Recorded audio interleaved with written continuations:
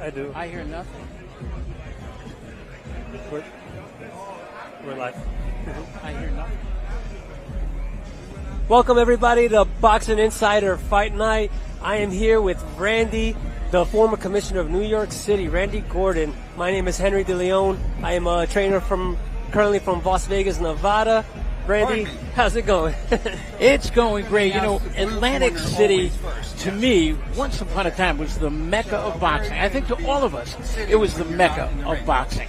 And over about a 20-year period, there were names like Frank the Animal Fletcher and Jolton Jeff Chandler, Bobby Jez, and a whole slew of other names. And after about 20 years, Atlantic City gave way to a city called Las Vegas, Nevada, which took over as the mecca of boxing. And, of course, then came the entire state of California, which has more fights than any of the other states, more fights than anybody.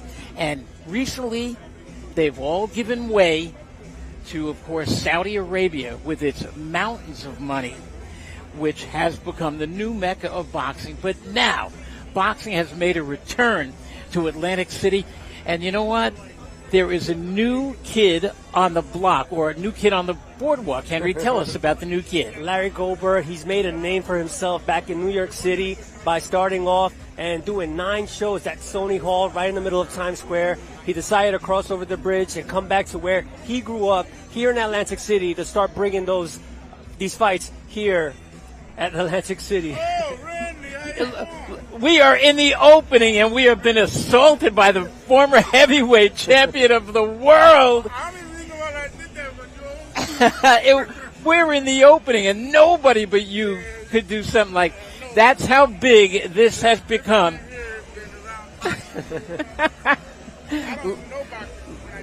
Larry, you sit back because you're going to be joining us in just a little while. You know what?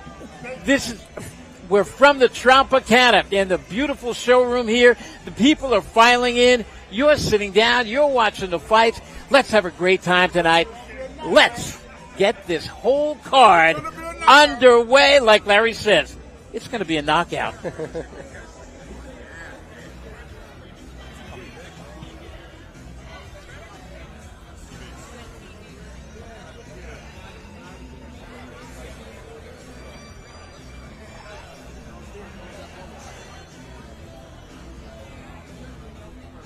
Good evening, ladies and gentlemen. Welcome to Atlantic City, and welcome to Boxing Insider Promotions. Ladies and gentlemen, this evening, Boxing Insider Promotions presents to you Boxing Insider, emanating live from the Tropicana of Atlantic City. This is Boxing Insider's 10th show, and we are proud to be back at the Tropicana for the first time in 7 years. Ladies and gentlemen, all of the professional boxing action you will see this evening takes place under the sanctioning and supervision of the New Jersey Athletic Control Board. Chairman Tony Orlando, board members Steve Katz and Gene Mulroy. Our commissioner in attendance, the Honorable Larry Hazard. Our deputy commissioner is Rhonda Utley Herring. Doctors Francis Kraling and Wei Zhu are our ringside physicians. Our referees are Albert Earl Brown, Edgar Claudio, and David Franciosi. Our judges at ringside, Mark Constantino, Anthony Lundy, and Paul Wallace. Fred Blumstein and Alice Grady are our timekeepers. Our inspectors are Steve Cerrone, Francis Fisher, Miguel Guzman, Alteric Kenny, Gregory Kenny, Julian Lesther, Robert Levy, Junior Torres Mayfield, Rahman Muhammad, Carol Perry, Ron Rain, Brian Russell, Giovanna Scano, Charles Slater, and Gene Slater. Before we begin with our opening bout, ladies and gentlemen, I ask that you all please rise at this time and remain silent as we welcome Chromatica to sing our national anthem.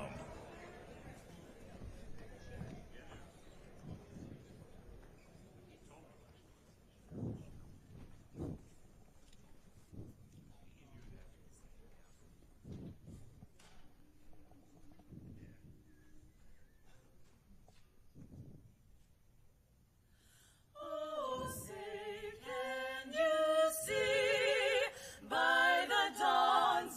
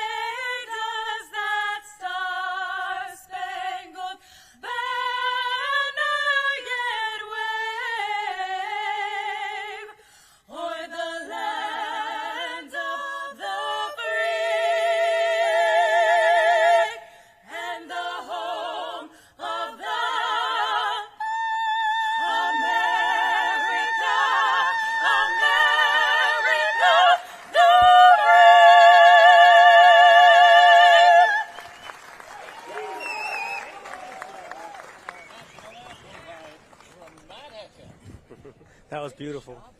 Wow. Those vocals on those girls, something spectacular, Randy.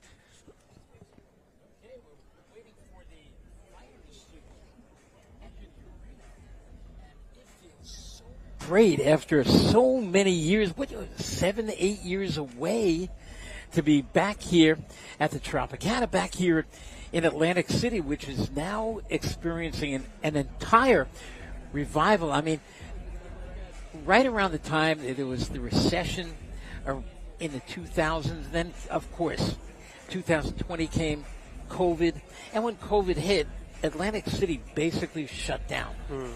And boxing in Atlantic City, which go hand in hand, it's back again, and it's so much fun because this new promoter, Larry Goldberg, as he said, with Boxing Insider, he's making waves off the boardwalk. So here we go. Let's go up to ring announcer, marvelous Matt Compitello.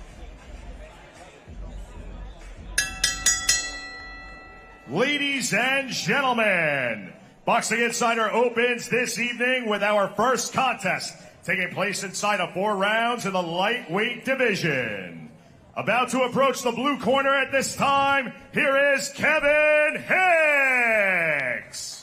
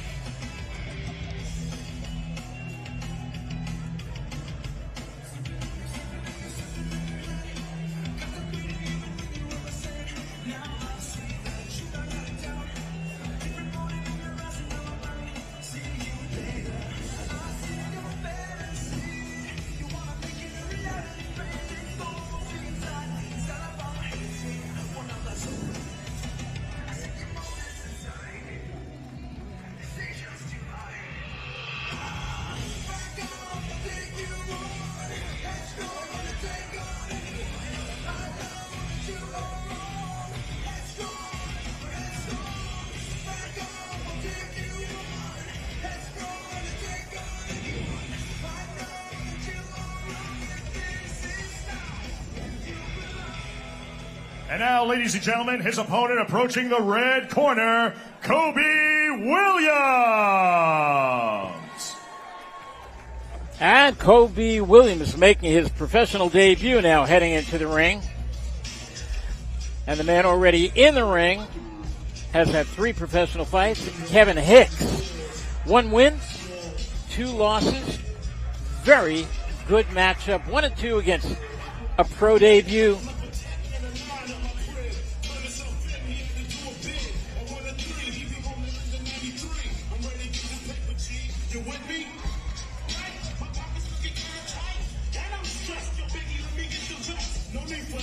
This is going to be an exciting matchup here. Koby Williams is an outstanding amateur fighter from New York City, former Golden Glove champion.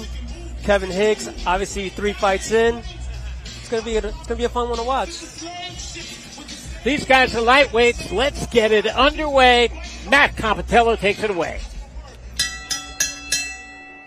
Ladies and gentlemen, Boxing Insider opens with the following lightweight contest taking place inside of 4 rounds. It is sponsored by Tropicana Atlantic City, High Noon, Action Uniforms, and TRICARE Medical Transportation.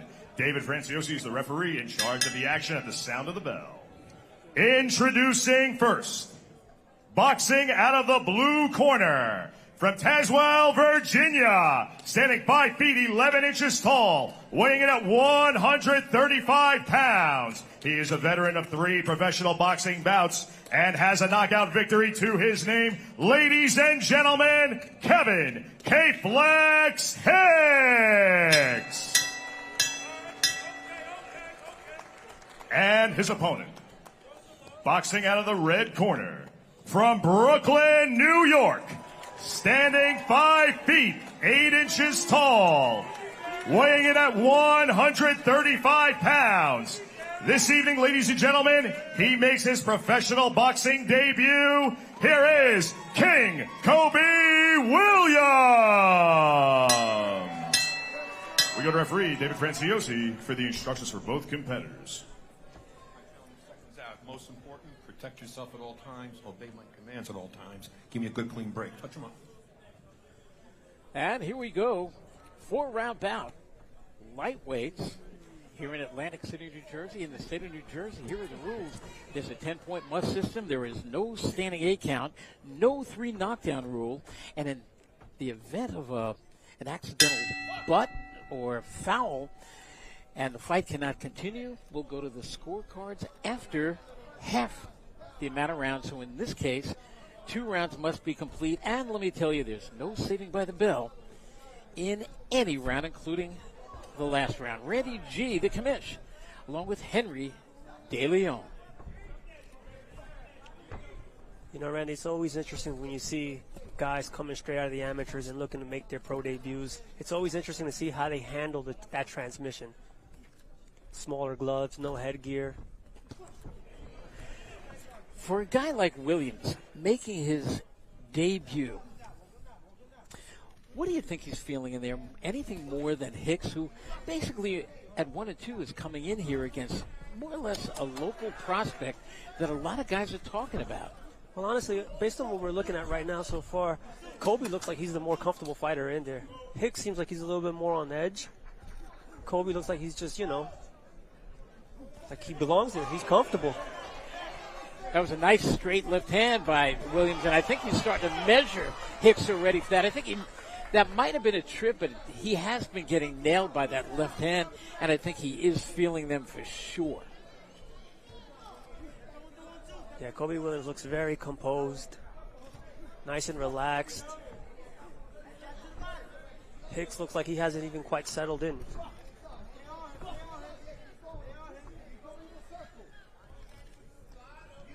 You know, in today's world of boxing, guys don't fight more than 2-3 times a year. Are you in favor of that, or do you think a guy really should get in there and fight as many times as he can? I think it comes down to the level of difficulty of the fights. You obviously don't want fighters fighting 6 times in 1 year with all of them being tough fights, you know? It all depends on the difficulty of the fights, I believe. Under 1 minute remaining in this opening round. Scheduled 4-round lightweight bout. Yeah, Koby looks good so far. First round in. First round as a pro. He's looking remarkable.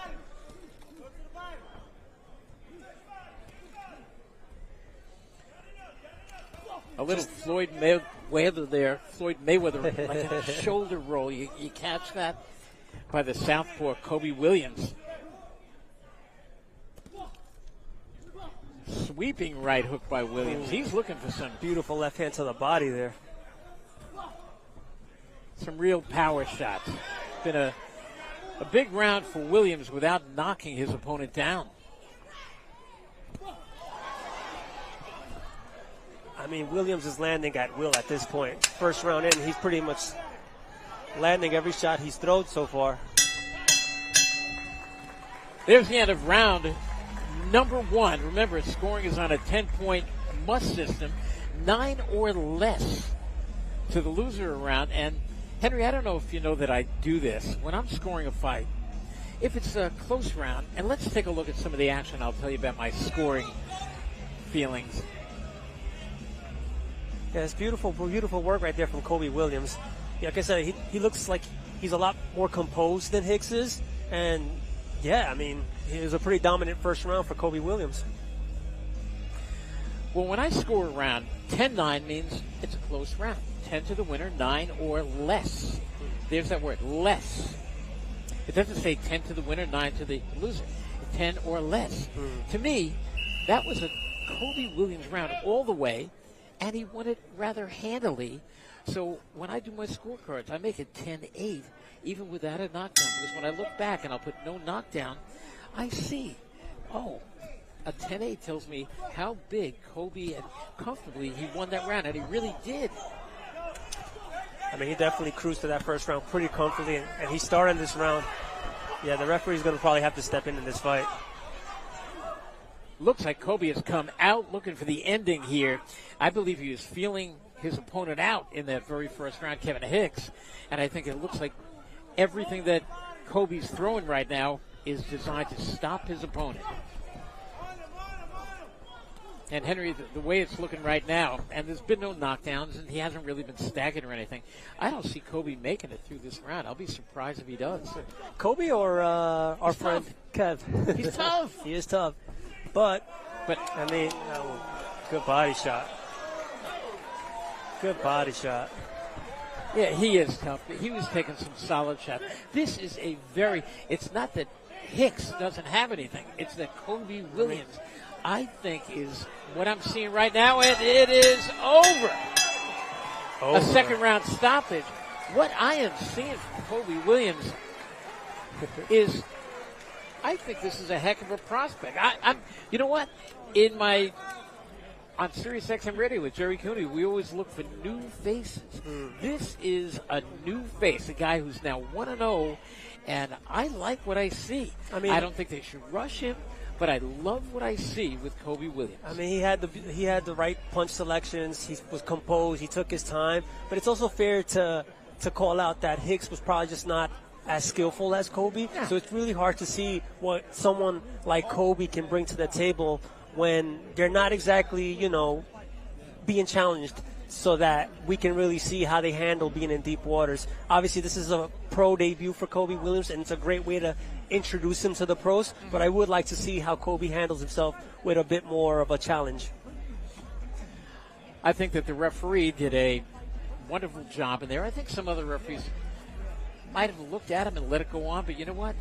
As soon as Hicks got up, he had been taking some hellacious shots, and when he got up, the referee looked at him, saw in his eyes, okay, ref, please do me a favor and help me out here. And the referee did. He stopped the fight. There's some heavy blows that were being landed by Koby.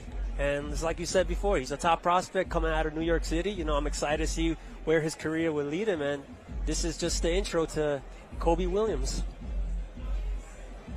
Okay, I got to start thinking of nicknames for Koby. I love thinking of nicknames. Well, it has a good ring to him, though. His name, King Koby Williams. Has a very good ring. The King Cobra, Koby Williams, something like that. But I got to tell you, with what we saw of him, I am very, very impressed. Let's go up to magnificent Matt Compitello.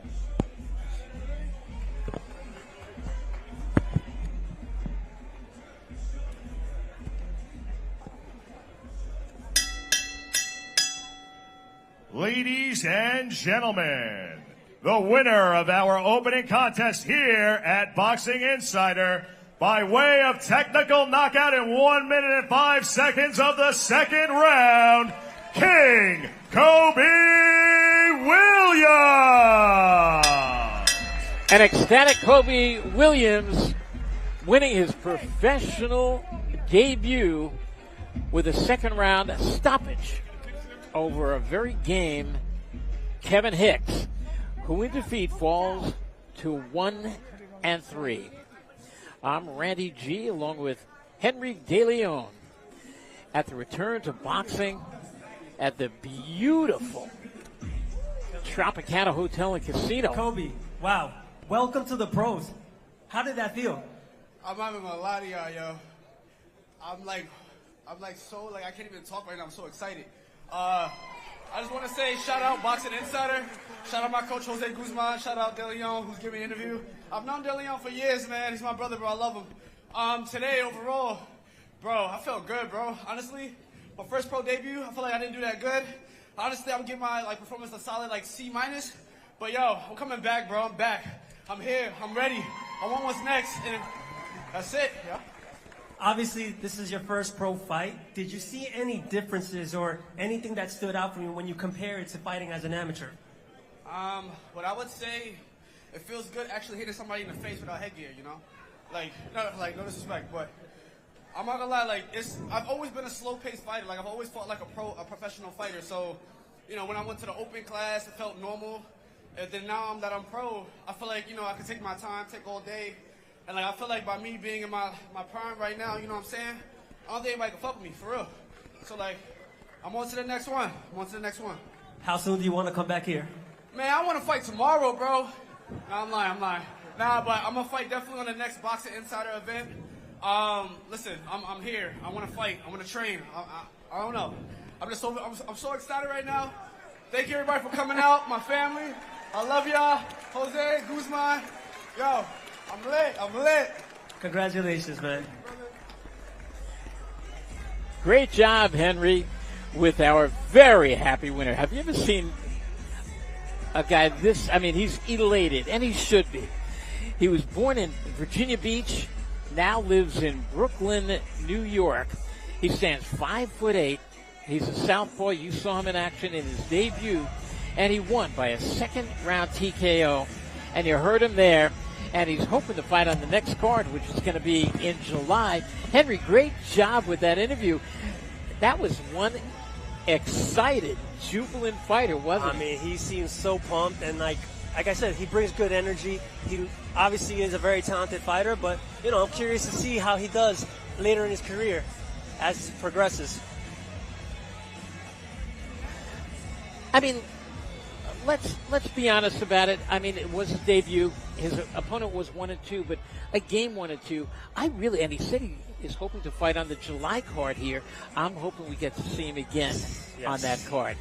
Okay, we've got another one coming up between Dwyke Flemmings and Johnathan Hampton. And we're going to throw it up to the ring announcer, Marvelous Matt Compitello, as he gets it going. Ladies and gentlemen, our next contest this evening here at Boxing Insider takes place inside of 6 rounds in the junior middleweight division. Our first competitor approaches the blue corner at this time. Here is Johnathan Hampton.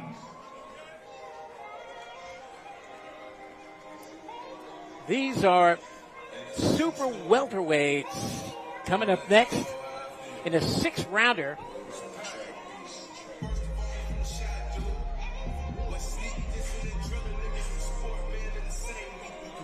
And here's Johnathan Hampton with a record of 3 up, 4 down.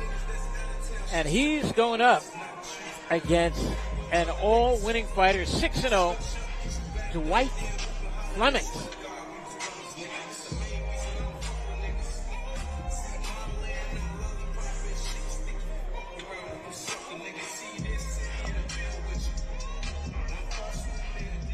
And now, ladies and gentlemen, his opponent making his way to the red corner, Dwyke Flemmings Jr.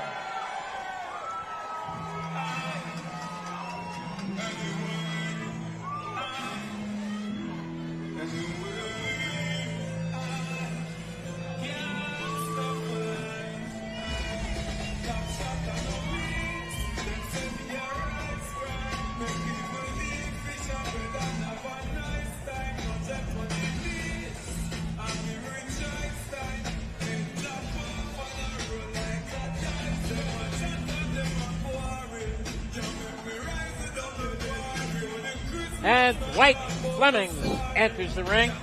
There you see their ages, the young Dwyke Flemmings, and the, I'd say, still in his prime, Johnathan Hampton. Let's get ready to ring the bell, so sending it back up to Marvelous Matt. Ladies and gentlemen, the following junior middleweight bout is sponsored by Tropicana Atlantic City High Noon Action Uniforms and TRICARE Medical Transportation. At the sound of the bell, Ed Claudio is the referee in charge of the action. And now the competitors, ladies and gentlemen. First, out of the blue corner, hailing from Gary, Indiana, he stands 6 feet 2 inches tall, weighing in at 158 pounds. He is a veteran of 7 professional boxing bouts. Ladies and gentlemen, Johnathan Hampton. And his opponent, competing out of the red corner, from Paterson, New Jersey. He stands an even 6 feet tall, weighing in at 157 pounds. Entering this bout with an immaculate record of 6-0, 100% of his 6 wins by way of knockout.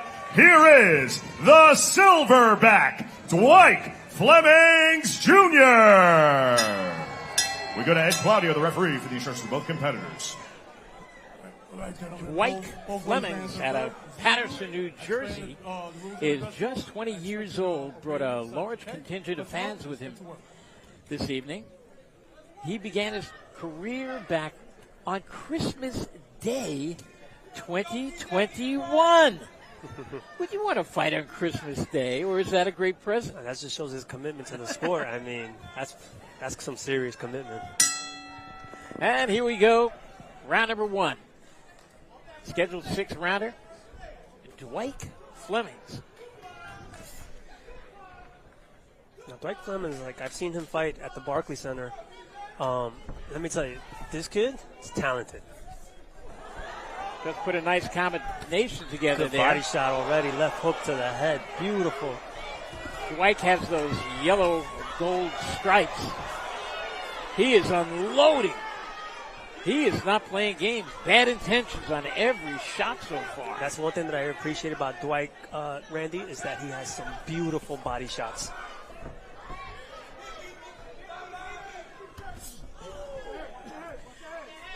Not only is his record perfect at 6-0, nobody's heard the final bell.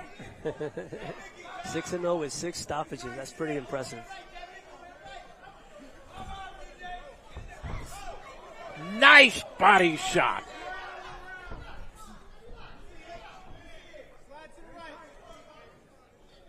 Yeah, once again, we're seeing a bit of a repeat again from our first fight, in the sense that Dwyke seems a lot more comfortable in the ring right now than Johnathan.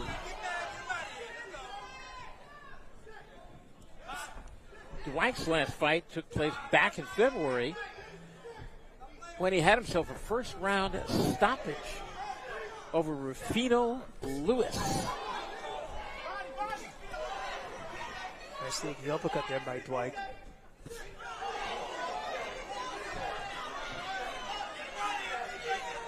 What are you thinking right now if you're Johnathan Hampton? I mean, based on his body language, I can't imagine him, wanting to engage in this fight. I mean, he's getting caught with some flush shots. That left hook is finding its home, and you can already see that he's a bit unstable. Good body shot. Wow. Referee is veteran Eddie Claudio.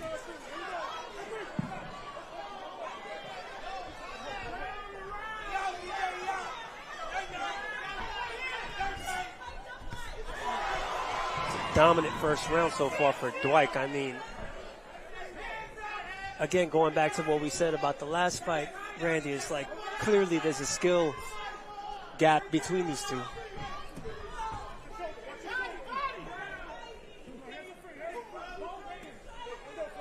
We are in round number 1. I'm surprised after that very quick start from Dwyke Flemmings with those bombs that he was throwing. He settled down. I think he was looking for that quick knockout, but look at those body shots. That's about the 4th time he's landed that left hand underneath. Those combinations that Dwyke is throwing, just wow. Finding a home. Wow. Ladies and gentlemen, please Really be sure to enter tonight's Dwyke. free raffle.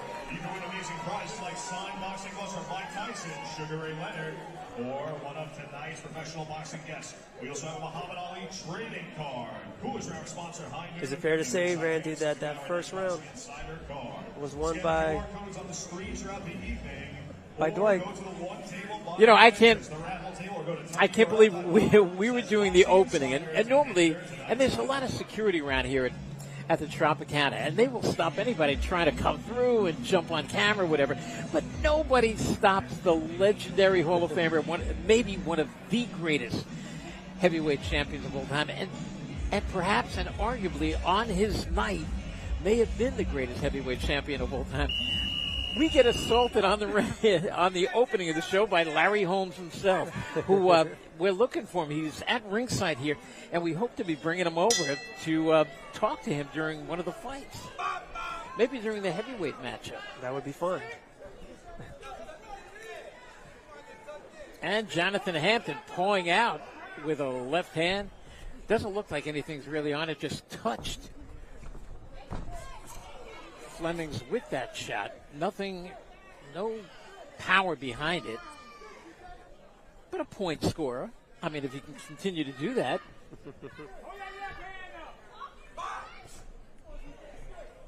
Yeah, Flemmings seems very composed, very relaxed.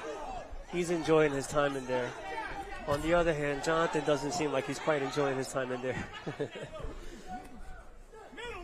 A right hand try by Johnathan Hampton that missed. A left hand that was blocked. He is just being walked down by Dwyke Flemmings.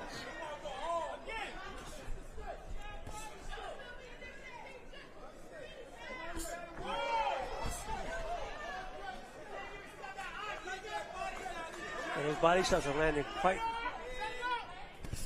They're landing at will. Ooh, beautiful uppercut right there by Dwyke. His accuracy is impressive. I like his patience now. Look, he tried for the knockout in the first round. Now he's just taking his time, dropped his hands, walks over to his left a little bit, stalking, looking for the opening.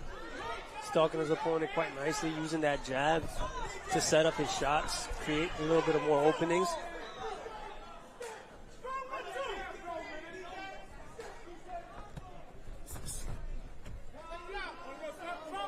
A little rough stuff in there, a little forearm.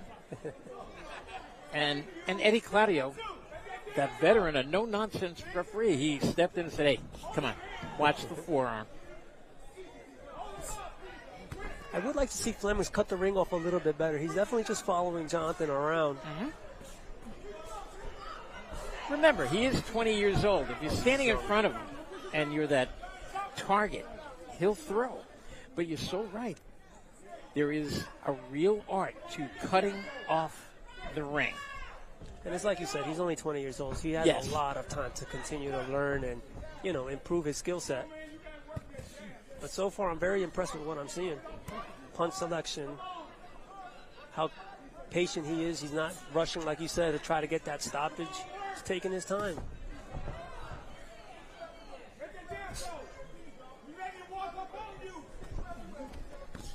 But it's watch, you can almost pick out his style. He takes about 3 steps in. It'll be 1, 2, 3, and then jab. Right, 1, 2, 3, and basically pull the trigger.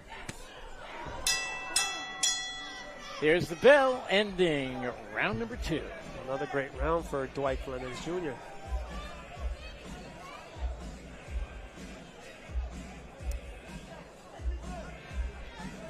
Here's some action from that second round. Great uppercut there by Flemmings. He's sharp. You got to give him credit, Randy. He's a very sharp fighter. And here's some action from round number 3. Oh, the round guard girl. Our beautiful Tropicana round guard girls.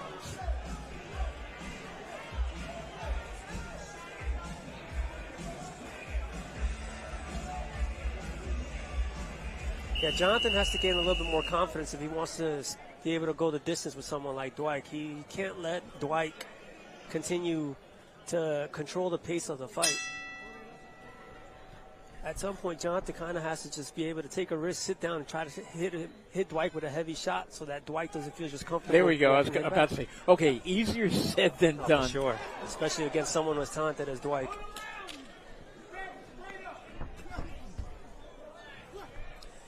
This is round number 3. These are junior middleweights, super welterweights, 154 pounds, wherever you want to go with that, all the same thing. Johnathan just landed a nice little right hand over the top right there.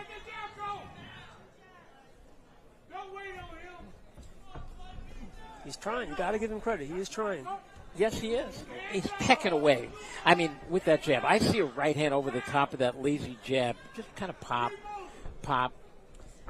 I think Dwyke is going to time that left jab.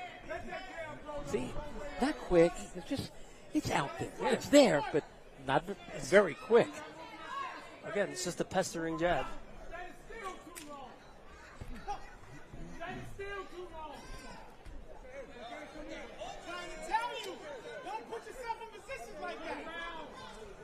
Their heads did touch there, and Eddie Claudio had to say to both guys, whoa, watch your heads.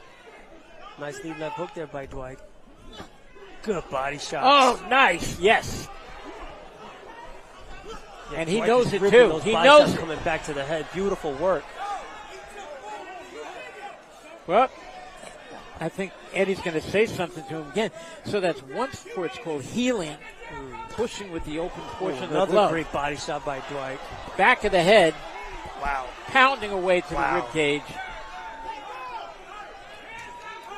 And Johnathan isn't doing himself any favors by falling in like that. Wow.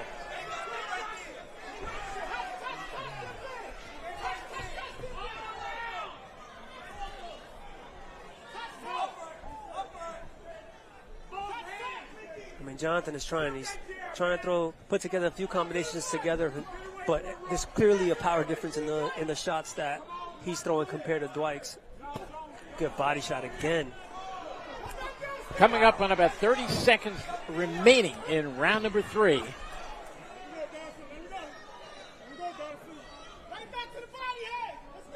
I got to tell you, when Dwyke is in that clinch, he grabs on, and it's Dwyke who is holding on. Good body shot. Terrific.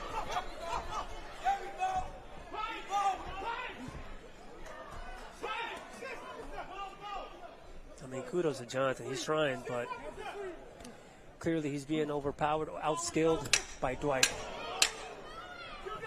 Under 10 seconds remaining, round number 3.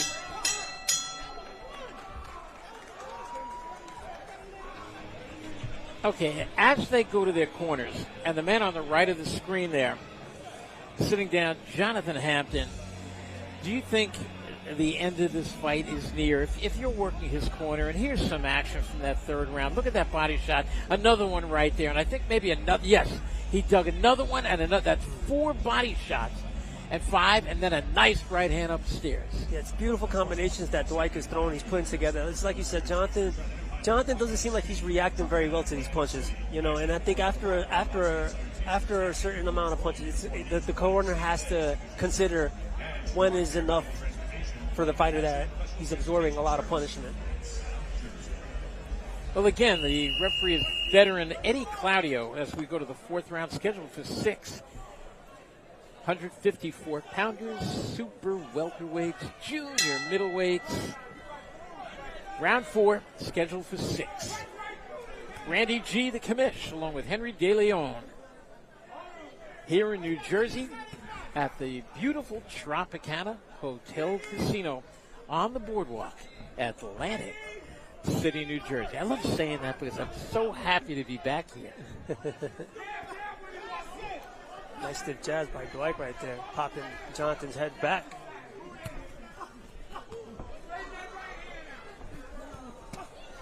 Those body shots. You can almost feel those body shots based on the reaction that Johnathan gives us. And when Hampton tries to stand on the inside and slug, to trade, you could see who's getting the better of it, and it's not Hampton. It's definitely not Hampton.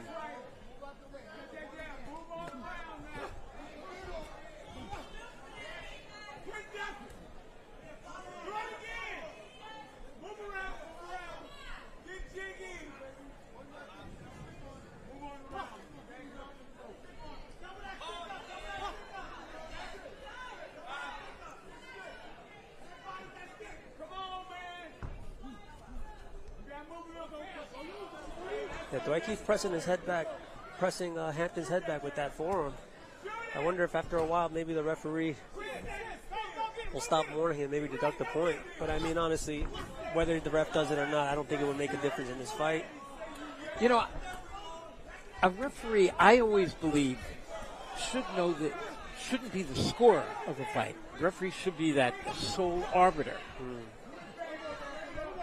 Which, by the way, is the name of a course given by 3 of the best refs in the business. Jack Reese, Russell Mora. Not to cut you off there, Randy, but wow, what punch selection that Dwyke is throwing. It really looks like... Yeah.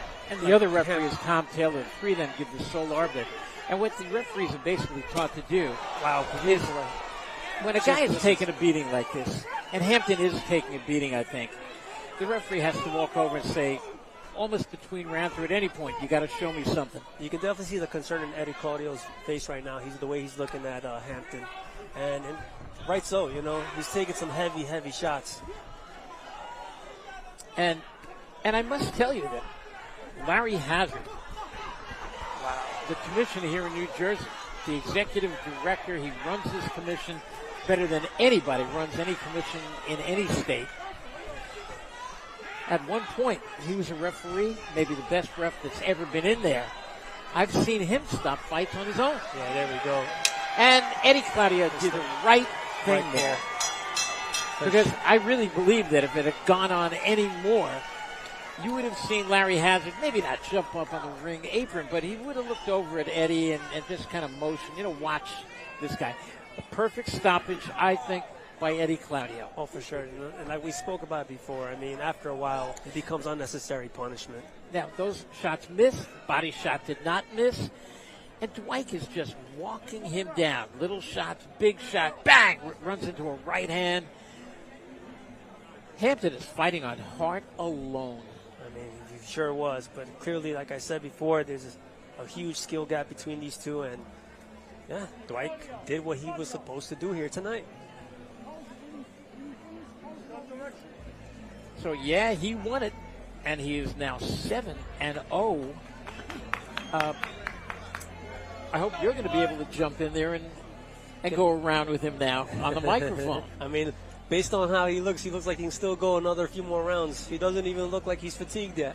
But you know what? His last 2 fights, he won on first-round knockout. A guy always needs those rounds in the bank. Absolutely. And I'd like to hear from him. So do your thing. Henry De Leon getting off headset and heading up to the ring. And we're going to make it official, go up to Marvelous Matt Compitello.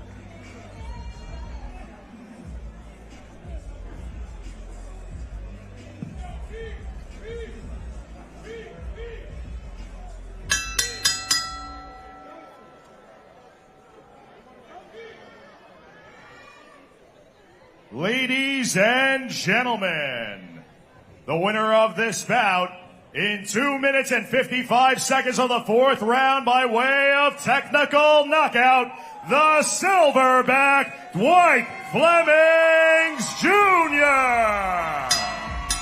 The time, 2:55, round number 4. Dwyke Flemmings ups his record to 7-0 rather. Johnathan Hampton falls to 3-5, and Henry De Leon in the ring with Dwyke Flemmings. Dwyke, congratulations. Dominant performance. What would you rate your performance here tonight? I'll give myself a B-. I felt like I waited a little bit, but I was really focused on trying to get rounds and trying to be in here a little bit longer. As you know, all my fights, most of them ended in the first round, a few seconds. So I just wanted to show people a little bit of what I got.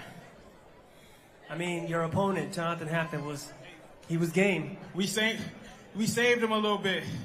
I saved him a little bit because I get complaints a lot about people coming down here a million miles away and only here for 30 seconds. So I took my time a lot more today. This is your second fight this year. How soon do you want to come back and fight again?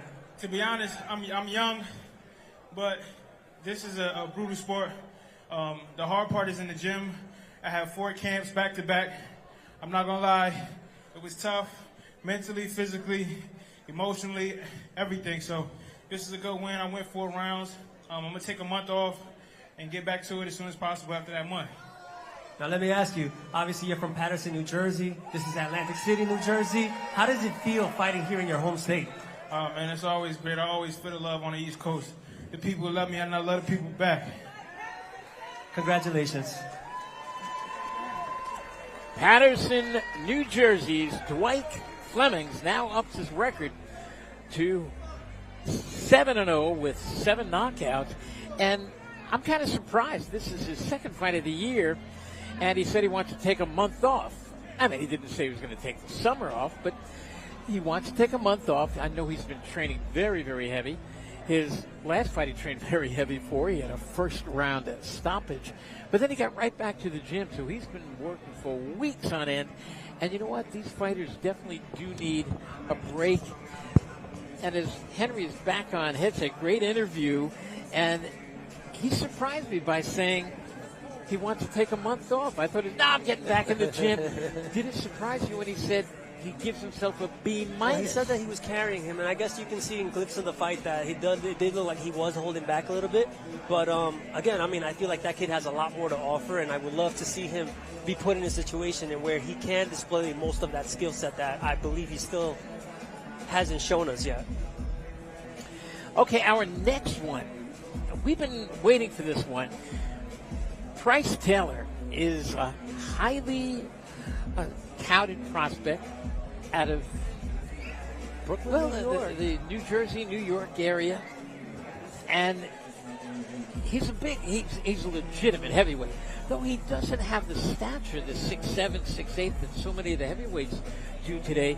But he goes north of 250 pounds. What kind of prospect is he? He is undefeated, nice amateur record. He's also in the Team Combat League. Mm-hmm. So how much of Pryce Taylor have you seen? I've seen since his pro debut. I've been following him since he's been pro. Obviously, I've known him since he was an amateur. And one thing that I can say about Pryce Taylor, Randy, is that he is pretty athletic for a heavyweight. He moves light on his feet. He has great punch selection. We haven't quite seen yet if he has the gas tank to complement that skill set. But I will love to see how he progresses as his career goes on. His manager, very highly regarded in the business, Keith Sullivan, just a very highly regarded manager, attorney, and the two of them have become very, very close. And Keith is very, very high on Pryce, and I've seen him before. I like his ability. And I think when I last saw him, he was around 270 pounds. He is not, you might think 270, well, he's getting a little bit, has a lot of chunk on the trunk. The last I saw him, he didn't. And I'm very impressed with the way a guy that big can move. Yeah, I mean, he carries the weight well. Like I said, he's very athletic. And, Pryce Taylor, kudos to his manager. He should be very proud of someone like that. Because, I mean, who wouldn't want a heavyweight fighter with the skill set that Pryce Taylor brings? Now, Pryce Taylor is 3-0. Lawrence King is 2-1. And let's go up to Magnificent Matt. Ladies and gentlemen, before we continue the evening with the heavyweight contest, ladies and gentlemen, a special announcement. As we mentioned, raffling off all kinds of great prizes here at Boxing Insider at the Tropicana. George Farmer, you are the winner of the signed Larry Holmes glove. George Farmer, go outside to the raffle table, present your ID, and claim your signed Larry Holmes glove. Before we continue, ladies and gentlemen, another announcement, a special guest in attendance this evening. Multiple-time heavyweight champion and International Boxing Hall of Famer, please welcome the Easton Assassin, Larry Holmes.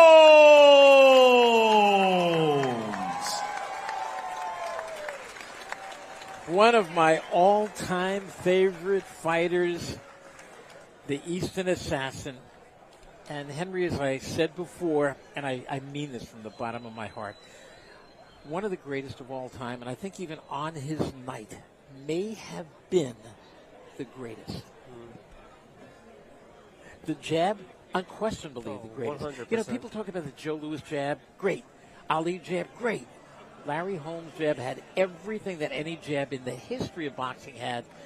What an incredible champion he was, and still is. Up to the ring announcer, marvelous Matt Compatillo. Ladies and gentlemen, we continue with a heavyweight contest taking place inside of 4 rounds. Our first competitor approaching the blue corner, here is Lawrence King Jr.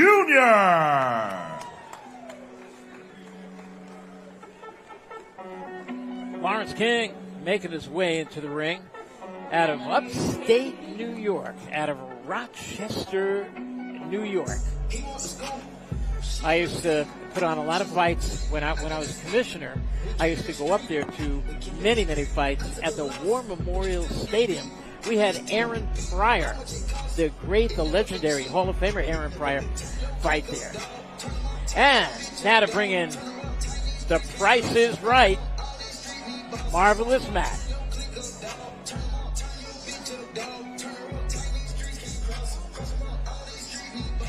And now, ladies and gentlemen, his opponent approaching the red corner, here is Pryce Taylor.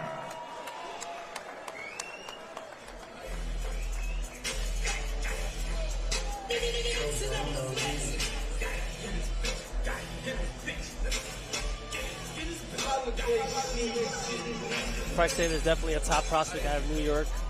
Very popular, he's very outgoing, very easy to speak to.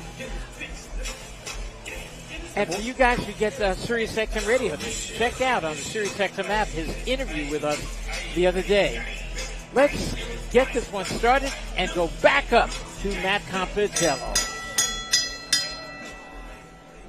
Ladies and gentlemen, the following heavyweight contest takes place inside of 4 rounds. It is brought to you by Tropicana Atlantic City, High Noon, Action Uniforms, and TRICARE Medical Transportation. Ed Claudio is the referee in charge of the action. Introducing first, boxing out of the blue corner, from Rochester, New York. He stands 6 feet 3 inches tall, weighing in at 237 pounds. Entering this contest with a record of 2-1, 1 out of 2 knockout victories to his name. Ladies and gentlemen, Lawrence King Jr. And his opponent, boxing out of the red corner, hailing from Brooklyn, New York, standing 6 feet 4 inches tall, weighing in at an even 270 pounds. Entering this contest with an immaculate record of 3-0, 2 out of 3 victories by way of knockout. Ladies and gentlemen, the Price is Right Taylor.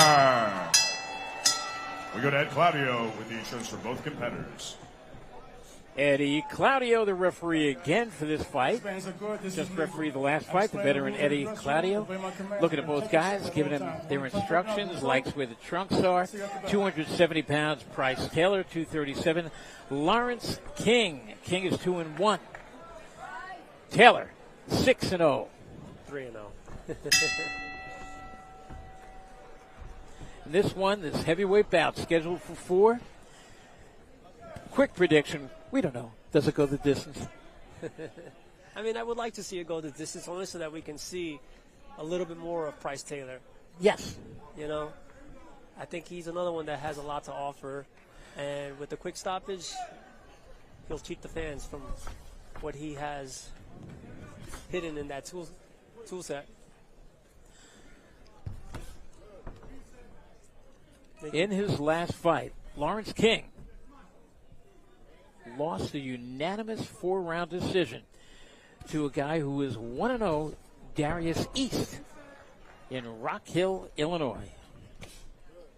Yeah, Pryce has made good use of that lead hand, shooting that jab out, staying right on the outside, keeping King right at bay.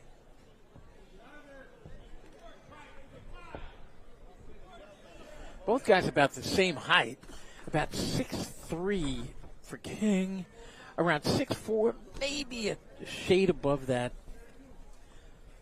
for Pryce Taylor. It's hard to believe that he's actually 270 pounds. I know. See that overhand right? You know who he looks a little bit? He looks a little bit in his fighting style, trying to push off. See there with his glove? He reminds me a little bit in his fighting style, especially with the overhand right, of Big Baby Miller, who, of course, just has never lived up to his potential. Yeah, Big Baby was another top prospect from New York City. And now we have Pryce Taylor, who's very patient this first round. He's not looking for nothing crazy. Ooh, a swing and a miss. Big swing and a miss with the right hand by Pryce.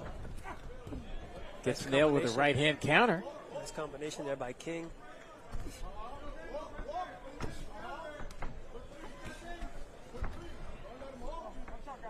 Yeah, Pryce seems to be looking for that overhand right.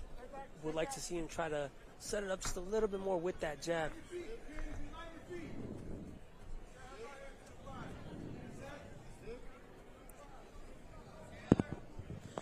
This is Pryce Taylor's third fight so far in 2024. In his last one, he won a 4-round decision. And then before that one, it was a first-round stoppage in 56 seconds of the very first round. Back on January 27th. He's definitely been staying active this year.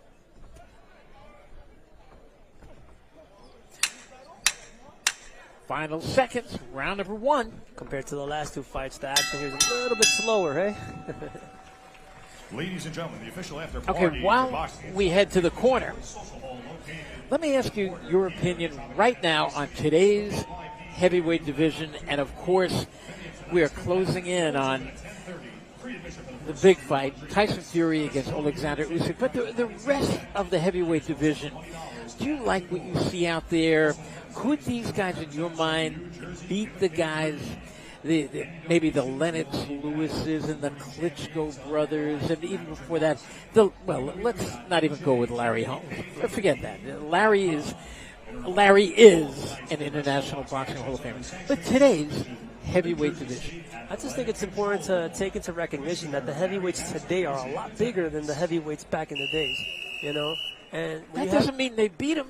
I mean, you know, but you know, if you got someone like Tyson Fury who knows how to use his size to his advantage, then, you know, it might work in his favor, you know. But it definitely makes an interesting discussion. So you got to remember that these guys here in round number 2, Pryce Taylor and Lawrence King Jr., they have a dream. Everybody who steps in this ring has a dream. And the dream is to be the next Alexander Usyk, to be the next Tyson Fury, to be the next Anthony Joshua. Do you see anything of that in either one of these guys? I mean, it's very early on in their career, you know. Yes. I mean, right now what I like about Taylor is that he's making great use of that jab. He's taking his time, you know. King is obviously not backing down. He's responding. But, you know, I just think that there's a lot of potential in someone like Taylor down the line as he progresses and grows as a professional fighter. Nice crowd here at the Tropicana Hotel. And a little while ago when Larry Holmes was announced, they gave him a very nice round of applause. And the people are still coming in, and the seats are really filling up here. It's so good to see that back again at the Tropicana. And we got to give Boxing Insiders, Larry Goldberg, all the credit in the world, because just like these guys have dreams of a title, Larry Goldberg has been a boxing nut job, just like me, just like you, just like all of us watching. And he is fulfilling a dream tonight, putting on his first show in Atlantic City. This is where he grew up. And he was watching fights from here. Larry Goldberg doing a great job in creating a platform for these young guys to fight on. Taylor is definitely dictating the pace here at this fight. King is responding back here and there, but it's definitely Taylor that's dictating the pace, and who I would say has the momentum right now going in down to the last 60 seconds of round 2. Not a lot of body shots going on there. They're getting close, and they're still headhunting. See, 2 jabs to the head, another jab, missed with a right hand, had it blocked.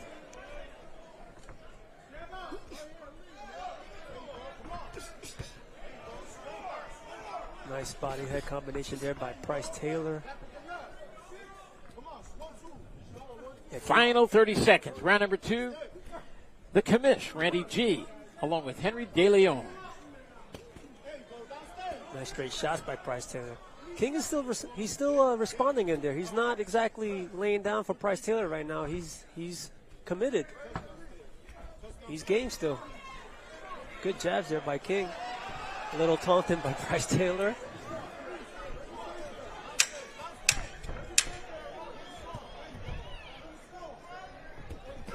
Good body work to finish off round number 2 by Pryce Taylor. That was a terrific finish to the round. And you have to think, I mean, King was having a decent round.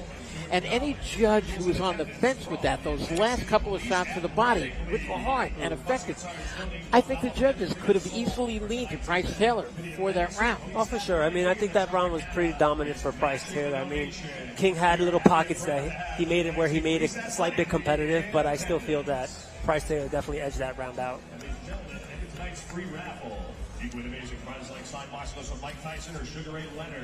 Trading card signed by Muhammad Ali. Who's our sponsor?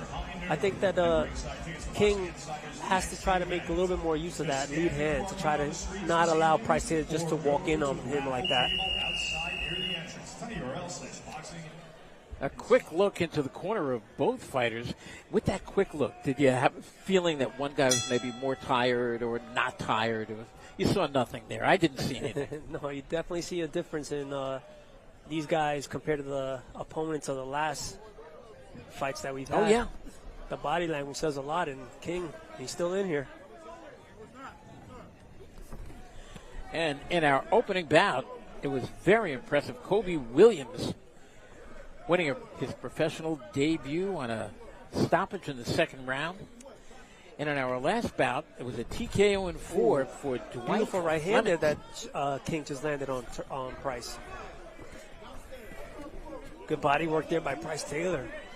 Finishing with a nice little flurry and a shot on top.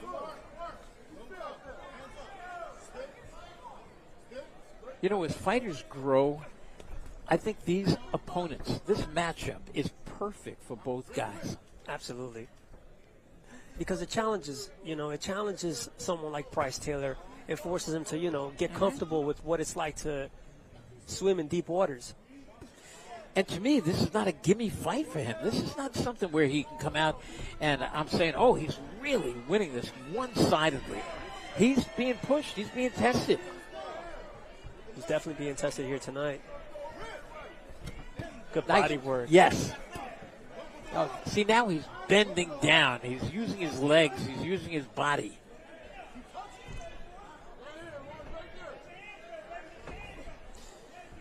You know, as I watch fights with Jerry Cooney quite often, who is one of the great body punchers of all time, when I'm sitting at ringside with him, he'll say, bend, bend. And he'll say, stop throwing the headshots. Aim for the chest.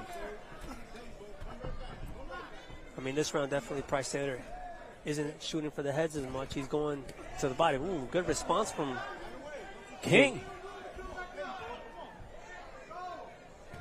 King is no walk in the park up to this point. Not at all.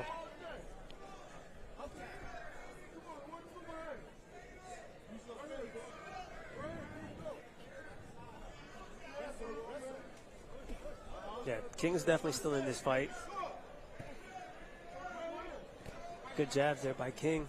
Again, those jabs right there, just got to pecker him, keep him busy, keep him at bay. He is throwing that jab, but a few of those were picked off on the gloves of Pryce Taylor. Yeah, not every time that you throw the jab, Randy, I think that it's good that fighters learn to use the jab to kind of distract fighters. It doesn't always have to land clean, but it gives them something to look at. It gives their opponent something to look at so that they're not comfortable just walking straight in. When you're training fighters, whether it's a beginning fighter, an amateur fighter, pro fighter, whatever, do you work more on the jab than anything? Is it the footwork that you work on? Jab and footwork, I think, is the most important. I think that's right there is the most fundamental thing for boxing, because that right there can help create opportunities, and it can also help you get out of danger when you find yourself in trouble moments. As I watch today's fighters, I'm amazed that guys don't have the jabs that they should. And one guy that I'm extremely, I just love the jab of guys like Gervonta Davis. I think that Keyshawn Davis, another lightweight contender, has an exceptional jab. I think that Teofimo Lopez has a very, very hard jab. I think that Ryan Garcia let him get out of his trouble in New York, has an incredible jab. Yeah, the jab is a crucial tool.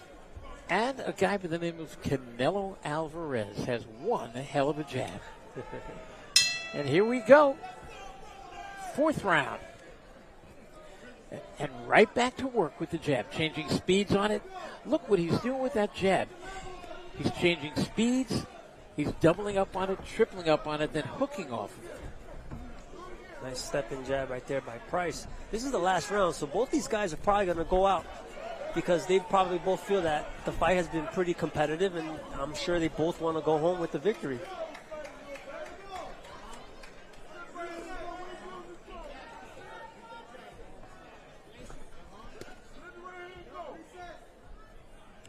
On your unofficial scorecard, who do you have winning? I would have Pryce Taylor up by three rounds. Sorry, 2 rounds. 2 rounds, I think at that last round, Okay. King might have edged it out a little bit. I'll probably give him that last round, but Which says a lot because the judges could be looking at that same thing. So this becomes a very crucial round in the fight, especially for King. Should King win this round? And so far he's looking pretty good. ooh, beautiful combination there by Pryce Taylor, throwing that right hand to the belly and coming up with the left hook.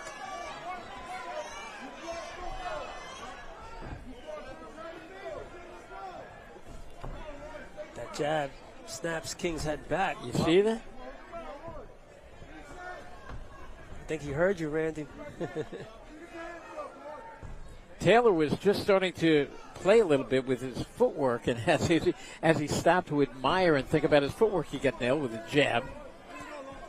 Now they kind of maul on the inside. Eddie Claudio says, okay, guys, let him go. Good body work there by King. Yeah, Taylor doesn't even seem fazed by those body shots. Nice little feint there by Taylor. 1 minute remaining in this fight. If you're scoring at home, how do you have it scored? Good body work there by Taylor. Wow. Beautiful inside work there. Excellent matchmaking by the Boxing Insider crew. Eric Botcher, Ooh, yes. one of the best matchmakers in the game, I might add. This is a great finish for Taylor. I mean, he's very dominant this round.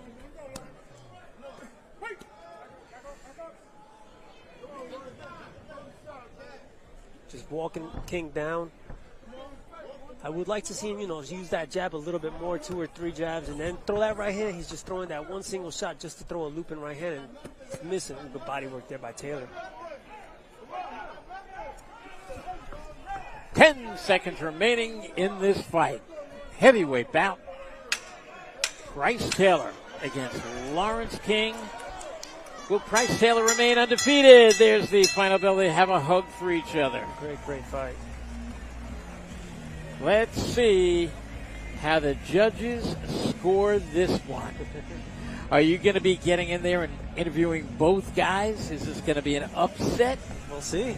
I don't think it would be an upset. I think definitely Pryce Taylor edged it out. But you got to give credit to King. He was game. He was there. He made it competitive. He challenged Taylor in little pockets of the fight here and there. And, this is a good learning experience for someone like Pryce Taylor. And we were talking about that earlier, that when guys are matched competitively, even though they don't necessarily win every single fight, they actually become a better fighter because of that tougher competition. Absolutely. Look, you could get in against 100 guys who are not even in your league, and you could be 100-0 and learn nothing. Yeah. The fighter doesn't grow if you're constantly being fed easy opponents. You want opponents that are going to challenge you. Opponents that are going to make you want to think in there, make you try different things in there, That was a fun performance by both these guys.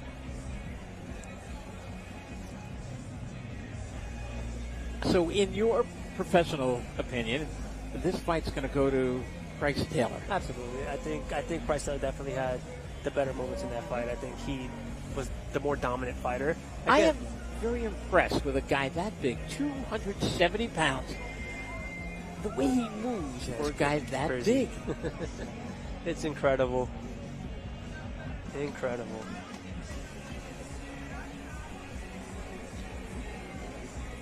We've never met. Pryce and I have never met face-to-face like this, but we were actually face-to-face on Zoom the other day because he was a guest of mine on Sirius XM Radio. He was a great guest. So I think when he finds out that I'm down here, maybe if you just point me out, I think, oh, here's my man. I was on with him. He was very, very entertaining, and the phone lines lit up. He was so entertaining. So he's got the personality inside and outside the ring. We'll find out if he's going to remain undefeated. Scorecards being checked. Microphone being turned on by marvelous Matt Capitello. Ladies and gentlemen, at this time, we go to the judges' scorecards. Mark Constantino scores the bout 39-37. Anthony Lundy and Paul Ball score the bout 40-36 in favor of the winner by way of unanimous decision. The Pryce is right, Taylor. A pained look came from Lawrence King, who drops to 2-2, and Pryce Taylor now goes to 7-0. A learning fight, a learning experience from him. Let's go up to Henry De Leon with a happy winner. Pryce Taylor, congratulations. Great performance. Tell me, how do you feel? I feel great. Once he felt my power, he wasn't going to stand there no more, so I had to start working forward. That's not my style, so I got to work on that conditioning for a little bit, but I got the win, so happy Mother's Day tomorrow. Ma, happy Mother's Day. Happy Mother's Day to everybody. Tomorrow, I want to thank my gym, Constant Kids. I want to thank my manager, Keith Sullivan. I want to thank Larry Goldberg for holding this event. Thank you for this event. We're going to blow up New Jersey. Yeah, Atlantic City, let's get it. I want to thank Brooklyn. That's where I'm from, represent. I want to represent my coaches, Benny Ramon, Jason Ramon, and I just want to thank Pat Russo for opening Constant Kids and allowing me to box. Without him, I wouldn't be boxing, I swear. And I want to thank everybody that came out, support. That's a beautiful shout out there for a lot of people. But let me talk to you about your fight a little bit. Did you find yourself in a bit more of a tougher challenge than you expected going into this fight? No, I knew he was going to run. So I had to make sure I get my conditioning for moving forward and try and get him out of there. He was a little slippery, that's all. You're obviously staying busy with the team combat stuff. How many more times are you looking to fight this year as a professional fighter? 10 more. Get them all. I'm ready. How soon can we expect you back? When the next event is. Yeah, whenever the next event is. I think that's in July, right? I think so. I don't know. I think I'm spoiling. I don't know. Well, congratulations. A fun interview with Pryce Taylor, a happy Pryce Taylor, obviously, who ups his record. He remains undefeated, and that was a unanimous decision. He is now 4-0.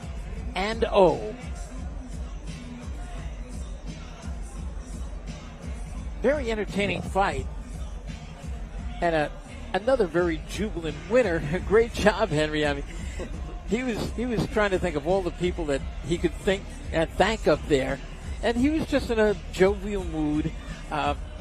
Almost later, if we can, I'd love to bring him back if we had the time. Yeah, no, that was great. Talk to him again, but I do know that after the show, I'm going to go up to him and just, because we've never met face to face, and I'm just dying to meet him face to face. Here it is. We've done the interview on Sirius XM, and now here we are calling the fight. Well, we'll deal with that later. The next fight here is going to be between Jacob Riley Solis and Brandon Martinez. But before we get into that fight, big news. We're back here at the Tropicana Friday, July 26th. Boxing Insider comes right back here. That's exciting, Randy. It really is. And, boxing the summer is on its way here. And, of course, right before that fight, a few days before, it's going to be Mike Tyson against Jake Paul, talking about a red-hot fight. And this is red-hot coming up, yes, in July. You see it right there. And we can't wait to get back here to the Tropicana. We can't wait to get the next fight going, too. So here's Marvelous. As we mentioned, ladies and gentlemen, the free raffle going on this evening. We have 2 more prize winners. David Sysak, you are the winner of our High Noon Cooler. David Sysak, winner of our High Noon Cooler.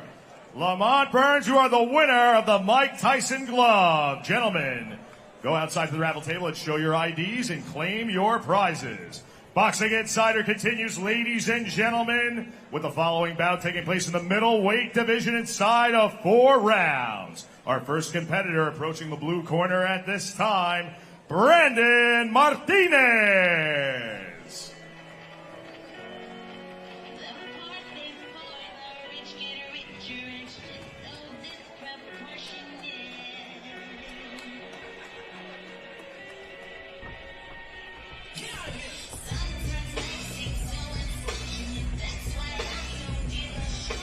Brandon Martinez into the ring with a hard luck 1-3 record.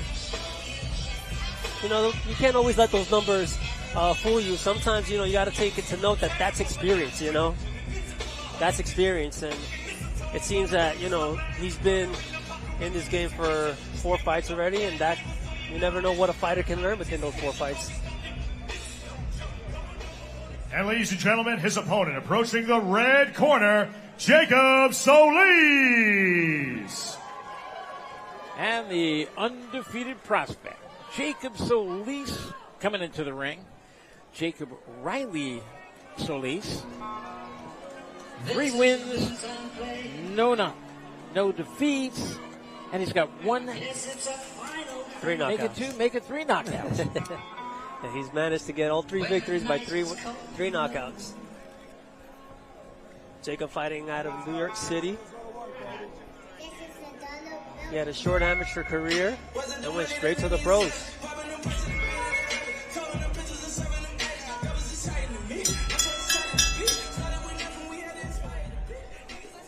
Ladies and gentlemen, the following middleweight contest here at Boxing Insider, emanating live from the Tropicana, Atlantic City, takes place inside of 4 rounds. It is sponsored by Tropicana, Atlantic City, Action Uniforms, High Noon, and TRICARE Medical Transportation. At the sound of the bell, Earl Brown is the referee in charge of the action. Introducing first, boxing out of the blue corner, from Tucson, Arizona, and representing Brawler 101 Boxing, he stands 6 feet 3 inches tall, weighing in at 164 pounds. He is a veteran of 4 professional boxing bouts, including a knockout victory to his name. Ladies and gentlemen, Brandon Boom Boom Martinez. And his opponent, boxing out of the red corner, from New York City, standing an even 6 feet tall, weighing in at 164 pounds, and entering this bout with an immaculate record of 3-0, all 3 victories by way of knockout. Here is Jacob Soliz. We now go to referee Earl Brown for the instructions for both competitors. Gentlemen, you This exceed one your is a instructions in the 4-rounder. dressing room. I expect a clean, professional fight. Obey my commands at all times. Protect yourselves at all times. Touch gloves if you want. Middleweight contest, and the world-class referee Earl Brown officiating here. He is certainly world-class all the way.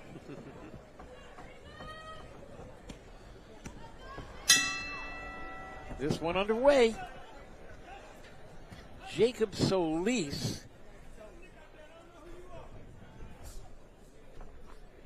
against Brandon Martinez. Martinez using that long jab. There's definitely a reach here advantage for Martinez. Catches Jacob coming in right there with that jab. Oh, beautiful right hand there by Jacob. Looked like he hurt him for a second. It did look like that, Randy. Ooh. But sometimes those punches in the first round when they catch you, they may hurt you more in the first round than they do later on in the fight. Yeah, probably. You know, you're still getting accustomed to it. Yeah, you just got to warming up. get into the fight. I love so far the 2 or 3 jabs I've seen Soliz throw. Everything's power. Yeah, but it's also fair to point out that Martinez has caught Jacob with a few shots of his own so far, too. Ooh, nice right hand there by Jacob.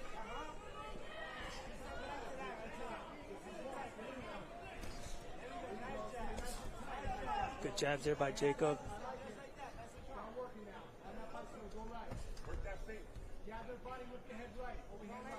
You know, I said earlier basically the hard luck Brandon Martinez. The 3 guys that he has faced all have Beautiful never right tasted hand it. right there. Down goes Martinez. Wow. Yeah. Wow. That right hand went right, split the guard right down the middle. Earl Brown and did a good job there keeping Solis in the corner. Now giving him the gate test. Perfect refereeing by Earl Brown. Good jabs. Jacob staying patient, not jumping in. Good. Good body work there by Jacob. Remember, here in New Jersey, no 3 knockdown rule. That was 1 knockdown.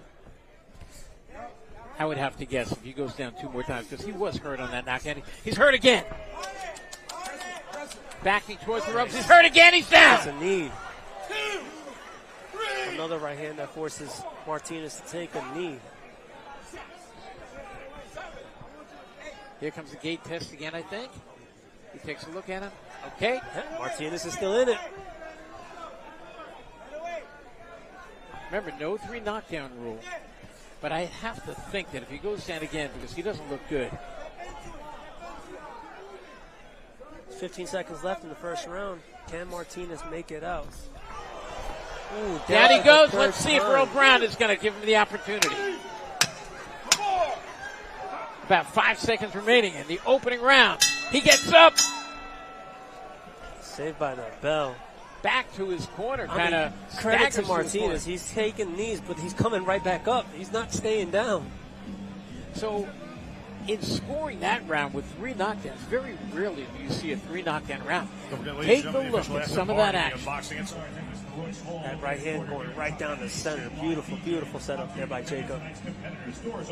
And again, big right hand. That's the one that just sent him down to his knee. Good body shot. Set up that right hand. Bang! That right hand is just finding a home, and it's the reason why Martinez took the knee 3 times. That right hand was just landing clean. If I tell you that I scored a 10-6, how do you feel about that?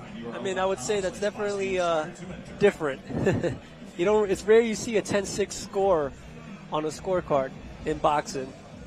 Well, you know, it's 10-8 with a knockdown.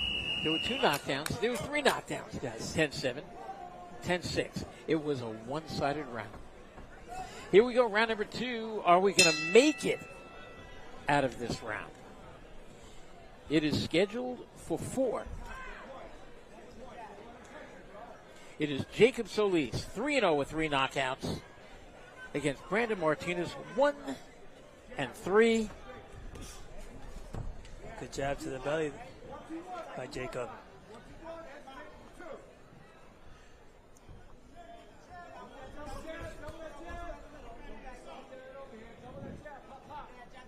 You know, looking as good as he does, I'm wondering why Jacob Soliz got off to more or less a slow start in turning pro. He's 32 years old. And he also had a very short amateur career, you know, I mean. But in the flip side of that, too, it just means that his body hasn't taken that much punishment, neither. Exactly. You know? So he's technically still in boxing terms a young 32. Big right hand! What is keeping Martinez up? But he is firing back. Ooh, good, another right hand. Just a matter of time. Some fun action here in round number 2. A swing and a miss. Missed by a lot. Soliz just measuring him for that one more big shot power jab.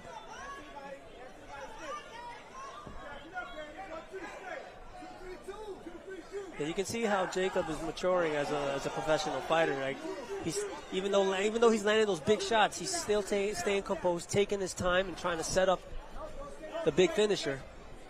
To me, he's looking for one shot. Do you think you should be putting on more pressure and just making Martinez fight with him? Well, I think he's also concerned that, Martinez, even though he's getting hit, he's being responsive. And Martinez is punching right back, and you don't want to get hit with a shot by jumping into him carelessly, You're watching Boxing Insider, and down goes Martinez. Will he get up? Earl Brown waves it off. Wow. What a finish. There was that one shot we were talking about. Is he looking for it? Is he looking for it? Yes, he was. Yeah, I mean, he was landing that right hand clean all night. That left hook right hand right there is what pretty much solidified this dominant performance from Jacob Soliz. I give Martinez credit for even getting up from seriously, that shot. Because, at some point, you would think he would stay down. He just kept coming up. Look at that shot. Wow. What a shot. And a look inside the ring. And let's look again at some action from this 2-round fight. Bang! There's that big right hand. You can put that on the, if you want to have a long list of punches of the year, I know at the end of this year, I'm going to be, when I do we do about 20 punches of the year. That's going to be one of them. I mean, I like to have it 10-round fights, and this is a 4-round fight. But with that right hand, I'm going to put it on the list. It's a good shot. You got to give it credit. It's a good shot. 3 knockdowns in the first round scored by Jacob Solis, then 1 more in the second round. Jacob Solis wins it. He is now 4-0, 4 knockouts. And they've got Brandon Martinez sitting on a stool. One thing you don't want to do is get a guy up and just walk him around the ring. You want to get him, first he's down and out. Then you have him sit up. Then you help him stand up, you put him on the stool. And they do things so correctly here in the state of New Jersey.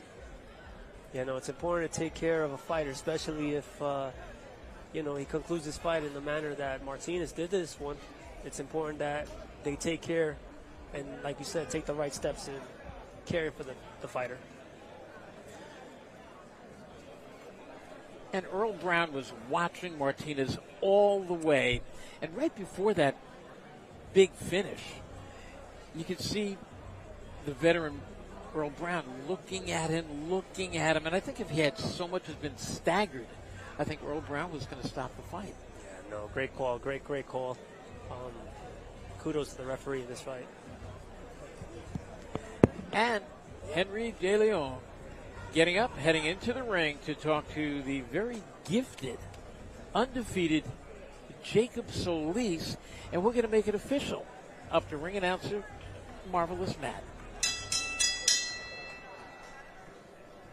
Ladies and gentlemen, the winner of this bout in 2 minutes and 15 seconds of the second round by way of knockout, Jacob Solis.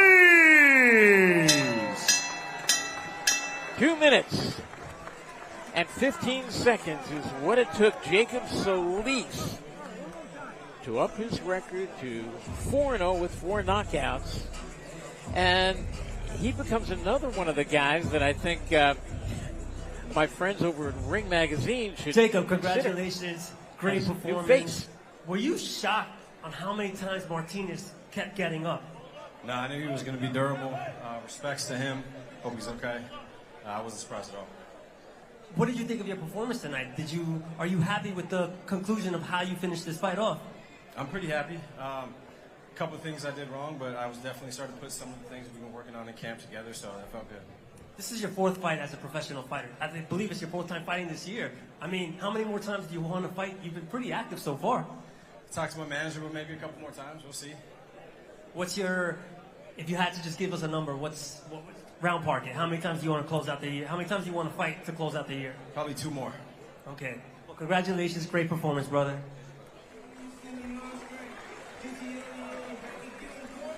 Let's go a few more times this year. That was his third fight of the year.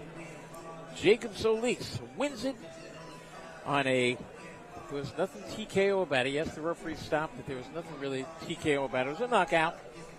2 minutes, 15 seconds of round number 2. 32-year-old middleweight prospect, hard-hitting Jacob Solis. So just when you think the middleweight division doesn't have any prospects left, and Jamal Charlo has basically announced his retirement. He's got a world of personal problems and then ran into some problems with the law. He is no longer middleweight champion. Carlos Adames has been given the title by the WBC. Let's see what happens with Carlos, if he could bring honors to the middleweight championship. And in our next bout, it's going to be Avious Griffin against Lesther Espino. Back on headset with us is Henry. What did you take away from that interview? Did he seem very subdued kind of guy? Not overall. You think he might be jumping, great punch or whatever. No, he seems pretty relaxed. But he's pretty relaxed. I like how active he's been this year. He says he wants to fight at least 2 more times this year, and that'd be 6 times in 1 year. Goes back to what you were talking about earlier on this feed, was that how active a fighter should be. And again, he's getting these pretty dominant, easy wins, and therefore he should continue to be as active as he is. Okay, this next one is an 8-rounder between an up-and-coming welterweight, Avious Griffin. He's 13-0 against Lesther Espino. And I've got to think that Espino, who is very tough, is going to have his hands full tonight with the very gifted Before we continue, ladies and gentlemen, the winners of our Sugar Ray Leonard glove, signed, and Muhammad Ali trading card. Samantha Osinski, you have won the Sugar Ray Leonard signed glove. Anna Becerril Valeriano, you have won the Muhammad Ali trading card. Go outside to the raffle table, show your IDs, and claim your prizes. Giving away a lot of nice gifts tonight. We had some raffles. That one was a Sugar Ray Leonard boxing glove. That's amazing. It's funny, and I'll get into that a little bit later because I'd like to get the next one started. So here's Matt. The action continues here at Boxing Insider, live from the Tropicana, Atlantic City, with the following welterweight bout taking place inside of 8 rounds. Our first competitor makes his way to the blue corner at this time. Ladies and gentlemen, Lesther Espino.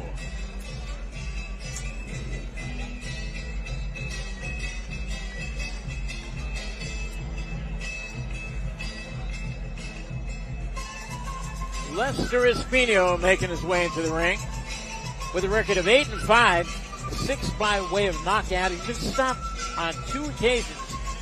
Very tough individual out of Managua, Nicaragua, where one of my all-time favorites hailed from, the legendary Alexis Arguello.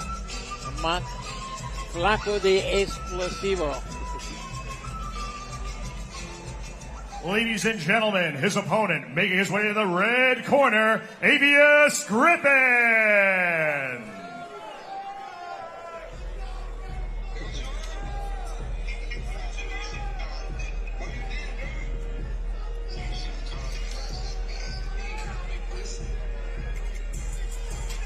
Avious Griffin now making his way into the ring. A very lively corner.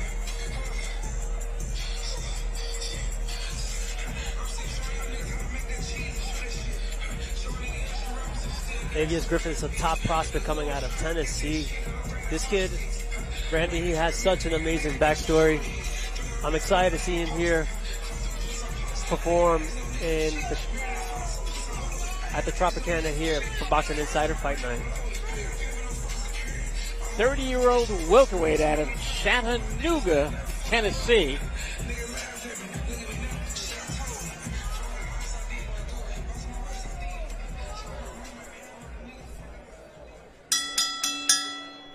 Our next contest here at Boxing Insider takes place inside of 8 rounds in the welterweight division. It is sponsored by Tropicana Atlantic City, High Noon, TRICARE Medical Transportation, and Action Uniforms. At the sound of the bell, David Franciosi is the referee in charge of the action. Introducing first, boxing out of the blue corner. De Nicaragua, hoy vive en Miami, Florida. From Nicaragua, now residing in Miami, Florida. Él es 5 pies, 7 pulgadas de alto, y 155 libras. He stands 5 feet 7 inches tall, weighing in at 145 pounds, con un récord, 8 victorias y 5 derrotas, 6 victorias vía noqueo. With a record of 8-5, 6 of his 8 victories by way of knockout. Señoritas y caballeros, te presento Lesther Espino. And his opponent, boxing out of the red corner, from Chattanooga, Tennessee, standing at even 6 feet tall, weighing in at 146 pounds. He enters this contest with an immaculate record of 13-0, 12 out of 13 victories by way of knockout. Ladies and gentlemen, Avious, the underdog, Griffin. We now go to referee David Franciosi for the instructions for both competitors. All right, gentlemen, be given the rules earlier. Most important, protect yourself at all times, obey my commands at all times, and give me a good clean break. Touch them up. I don't know if you noticed there, Randy, but Avious Griffin, his corner, his coach is none other than Bomac. And for those that may not know, The same Bomac? Bomac who trains the undisputed champion, Terrence Crawford. Bomac, highly regarded in boxing circles. And out they come. So let's see if Bomac has worked on that one big thing that everybody in boxing talks about, the jab. If you don't have a jab, you don't have a career. I wouldn't say that. I'd say probably you'll have a harder career maybe, but, you know, there's been guys out there who've managed to make it far with very little use of a jab. Yeah, well, I mean, how many Joe Frazier's are there? Great action already started by Avious Griffin. Brutal right hand to the body by Avious Griffin. Nice one, too, by Avious Griffin there. Come up to the body and then right back to the head with that right hand. This is some start by Griffin. Hard shots, every one of them, to the body, to the head.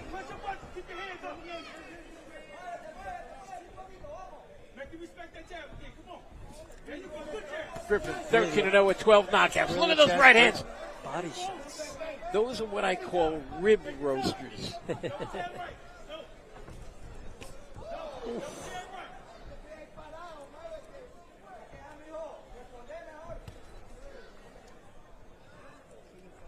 But Espino, 8-5 out of Managua, Nicaragua.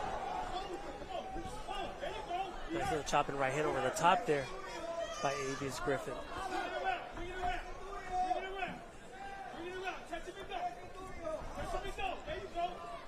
Nice uppercut inside. Another one. Ooh. Chopping right hand. Espino there just caught a nice right hand on Avious Griffin. Good body shot.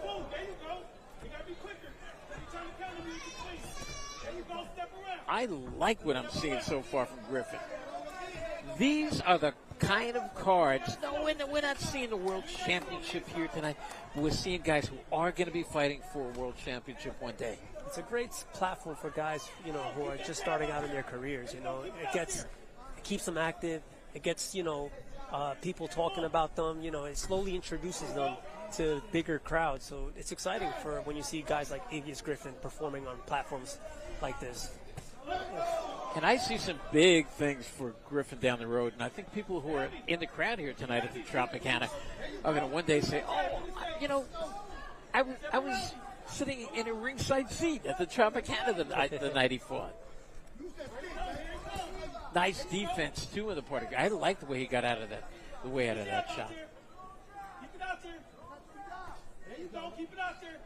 Everything he's doing is just world class. Look at that jab. Now he doubled up on it.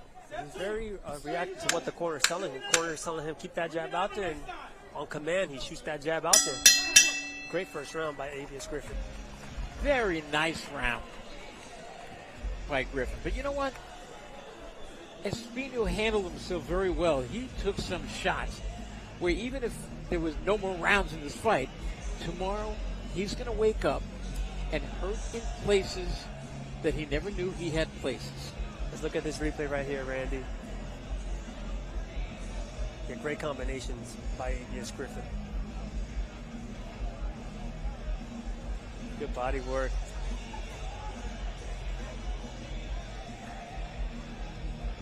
That chopping right hand over the top. Beautiful body work again. You know, I would like to see Avious Griffin try setting these shots up a little bit more with his straight shots, with that jab especially, and not just shooting in for all these combinations. He makes good use of the jab to try to keep the fighter at bay, but now use the jab to set up these combinations. This is round number 2, scheduled for 8 rounds. These guys are welterweights. I would have said 3 words to Griffin in the corner if I was his cornerman. Oh, big right hand by Espino that catches Griffin. Wow. I would have said, do it again. Wow. Some might argue that could have been a knockdown. The ropes held him up.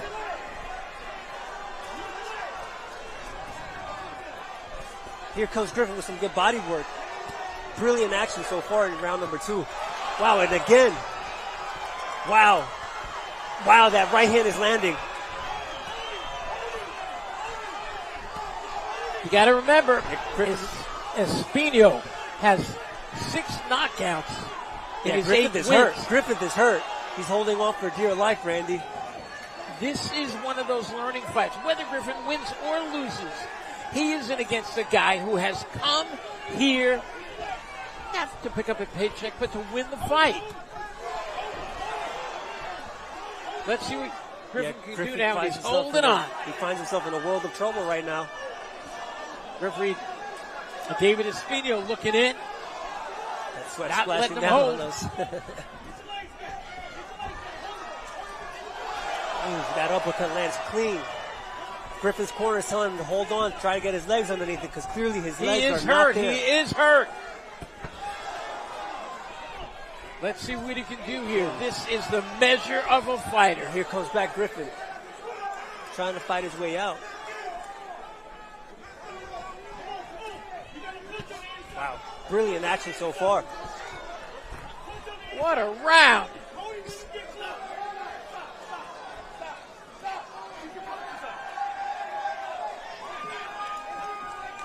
You heard that. Espino said, keep your punches up. And he kind of looked at the referee like, what are you talking about? I'm throwing body shots. Yeah, no, this is definitely exciting stuff we have here in round number 2. Yeah, Griffin looked like he's still hurt. He's smart. I mean, that's what you got to do. You got to hold on. This is some terrific matchmaking. These are the kind of fights you see on Boxing Insider. This is the type of fights that really show you what these prospects have.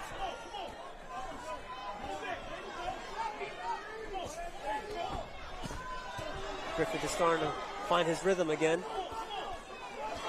The thing is, Espino is not taking a backward step. Not at all, Randy.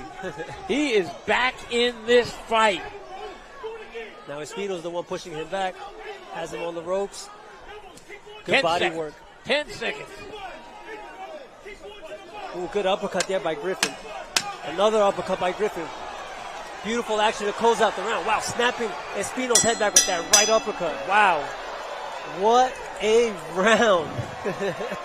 You know what? I am marking this down because I keep track of this is one of the rounds of the year. What a round. Listen, if any of our viewers were falling asleep right there, listen, that round definitely woke you guys up. Great action.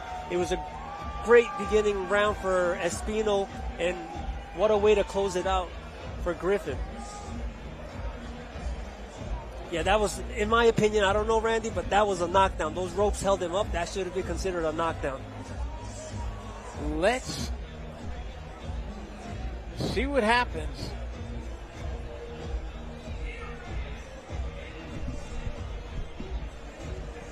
Just got to look at one of the Boxing Insider round card girls. Blowing each and every one of you a kiss. Great action in round number 2. Let's see what round 3 brings.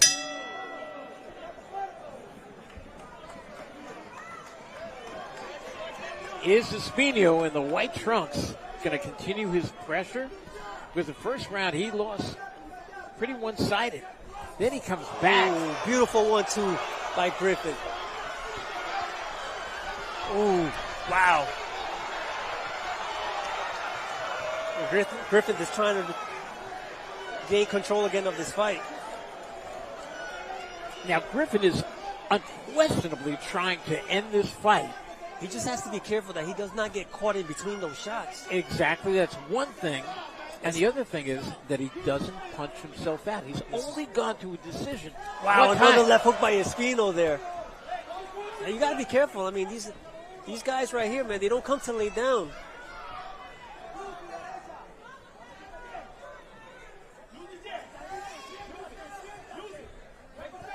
You know, from years ago, because of my friendship with the great Alexis Arguello, I used to go down to Managua many times, and I saw a lot of the young fighters training in gyms that were 125 degrees without any TV lights or anything. That's crazy. And that's what a lot of these guys from Nicaragua are used to. You saw a hard right hand to the head by Espino. These guys don't know how to quit. Griffin is responding right back. He's getting hit with some big shots, but coming back with a bigger shot of his own.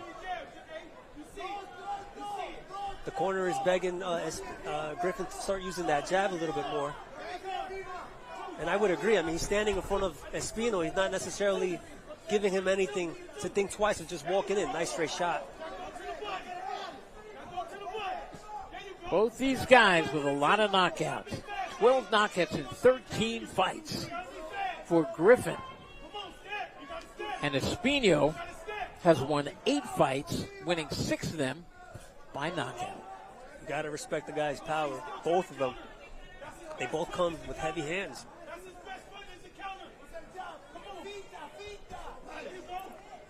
You have Espino's corner asking Espino to start feinting a little bit more.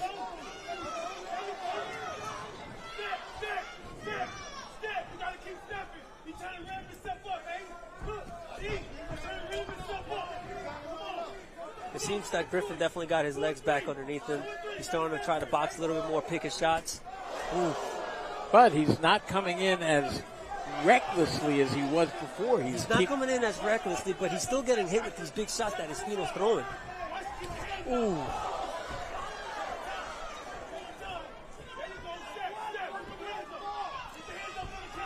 Now watch as Griffin, who is sliding to his right, Espino is doing everything he can to cut the ring off. And he's doing a great job. Great action so far. To think we have 4 more rounds of this. Sorry, 5. 5 more rounds. Beautiful 1-2 there by Griffin. I'm wondering, I don't know that this is going to be able to go all 8 rounds, but if the rounds start melting away, and it is round 5, and it is round 6, and round 7, will one guy's stamina give out? Well, it's curious to see. I mean, both guys look like they're breathing pretty hard. You have Griffin already with a small cut underneath his left eye. And, you know, it's also fair to say that, you know, Espino took some heavy shots in that round. Great action so far. There have been no knockdowns in this fight. A welterweight bout between Avious Griffin, 13-0, and Lesther Espino, 8-5. Espino in the white trunks. And Griffin, the man backing up right now, just not wanting to get nailed with that hard right hand. He's trying to go back to boxing now. He doesn't want to So you got to ask, Where's the jab? Where's the jab?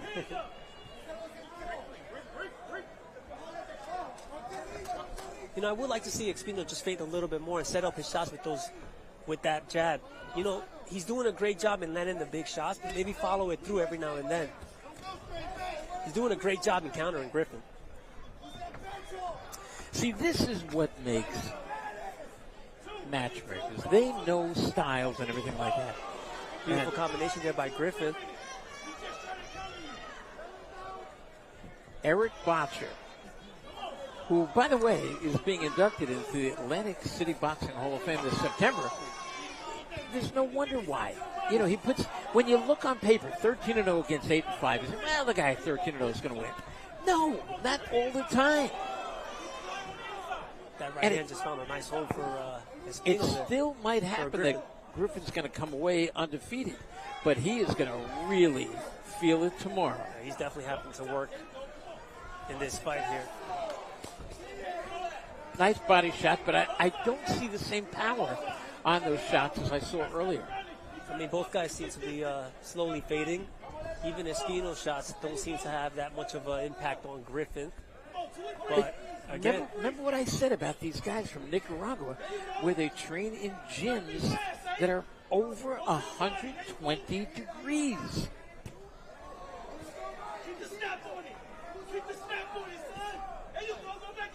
See, that right hand, that was a nice right hand, scoring right hand, but it wasn't, it's not that same effective big bomb that it was in the first round. Yeah, but both these guys are finding a home from both their punches. I mean, I think it's going to come down to what you said, whose stamina can hold up.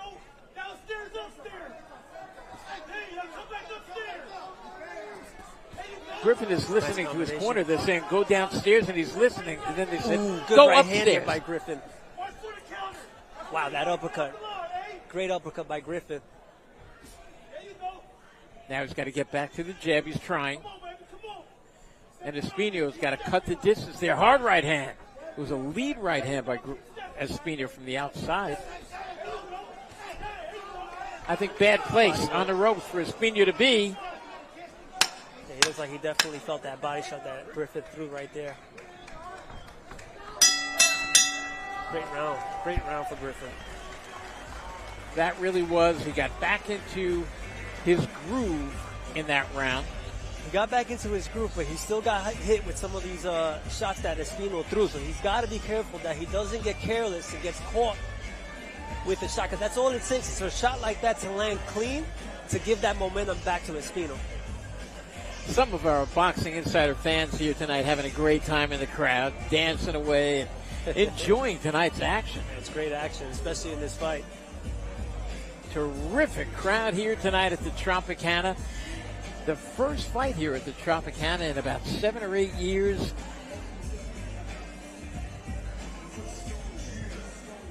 On what was a beautiful day in Atlantic City. If I was in at Griffin's corner, I would definitely tell him to go back to using that jab. There's a lot of pockets of time that he stands in front of Espino and just standing there, and I would like to see him utilize that jab a little bit more. It's round number 5. This one is scheduled for 8. Both of these guys, Avious Griffin and Lesther Espino, do they have the gas in the tank? I like the to go the full 8. Espino's coming in with now. This is great. This is what you want. You want to keep your opponent guessing. And look how he's coming in too. He's using his legs. What a big right hand there by Espino. Wow, nice left hook by Espino there. Go back to that head movement. That head movement was going to help create those openings. Nice right hand to the body by Espino. Misses with that left hand. Especially if you're looking to counter your opponent, you got to give him something so that he can throw. Constantly moving your head as you're coming in, it keeps your opponent guessing, keeps him opponent guessing. It gives you better timing to be able to time their shot and be able to find that counter that Espino keeps looking for. Smart. And that's how you counter that. The head moving. Like Bomac is screaming to Griffin. Yes. Moving his head, you got to jab to the chest, jab to the chest. And if we back up for a second and just turn our microphones off, listen to Bomac. You can hear him. We are sitting a little bit to his right. Let's see if we can pick him up.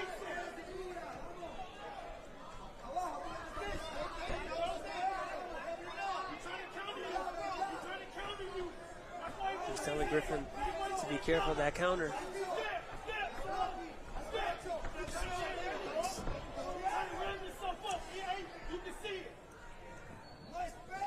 And they are right, because sometimes when he's letting his hands go and bringing it back low, look at that right hand. That right hand keeps finding a home over that jab that Griffin is throwing. But you know exactly. why? 'Cause he's throwing single shots. He should be doubling or tripling it up. They're harder to time.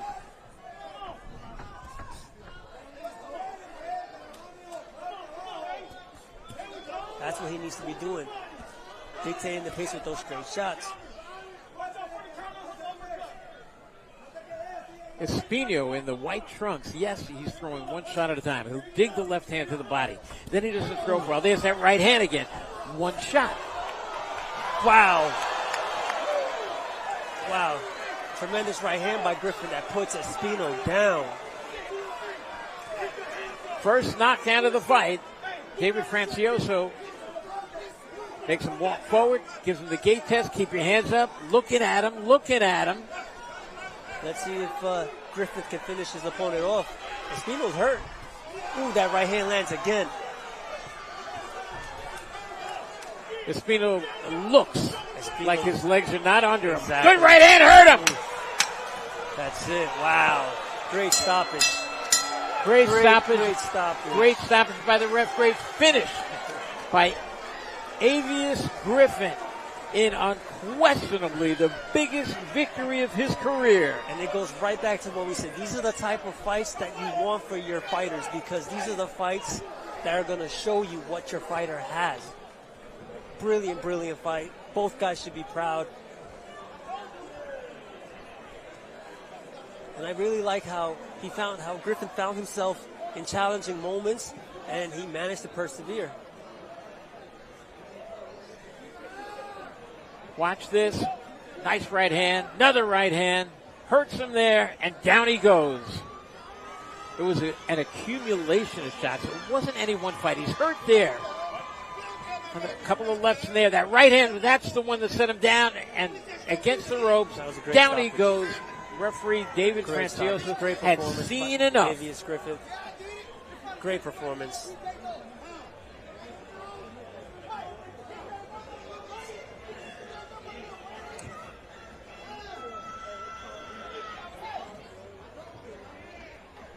That man there, now 14-0 with 13 knockouts. I can't wait for your interview with him. Be careful.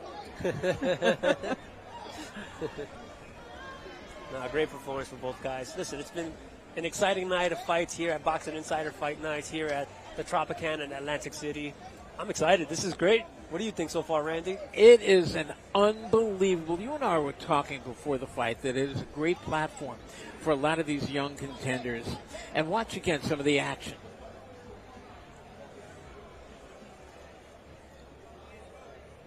Espino taking a good shot. Missed with a right hand. He kept standing right in front of him. Kept trying to land his own power right hand. That is his big knockout blow. 6 knockouts and 8 wins. Then he got caught with a hard right hand. Sent it to the ropes. Knocked down. Then he goes down. Referee David Francioso waves it off. What a performance. And we can't wait for this interview. Henry De Leon throws his headset down. He can't wait. Oh, do I hope that Griffin stays just like he is right now. Let him do the interview with the sunglasses on, sunglasses off. Who cares?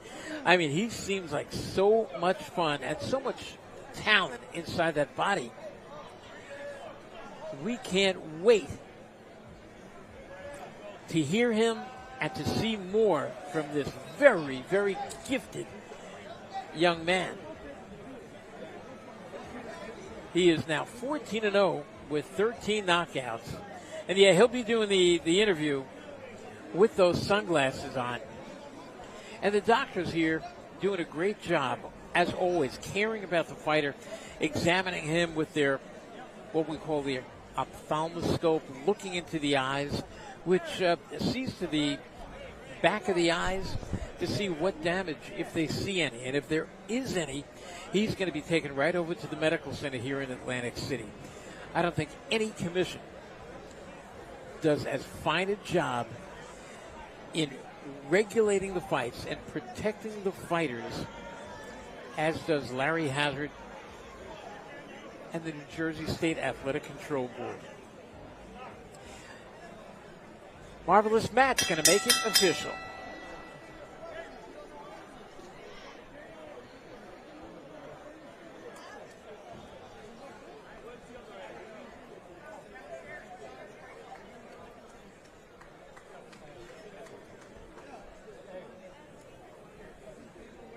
Ladies and gentlemen, the winner of this bout in 2 minutes and 57 seconds of the 5th round by way of knockout, Avious, the underdog, Griffin.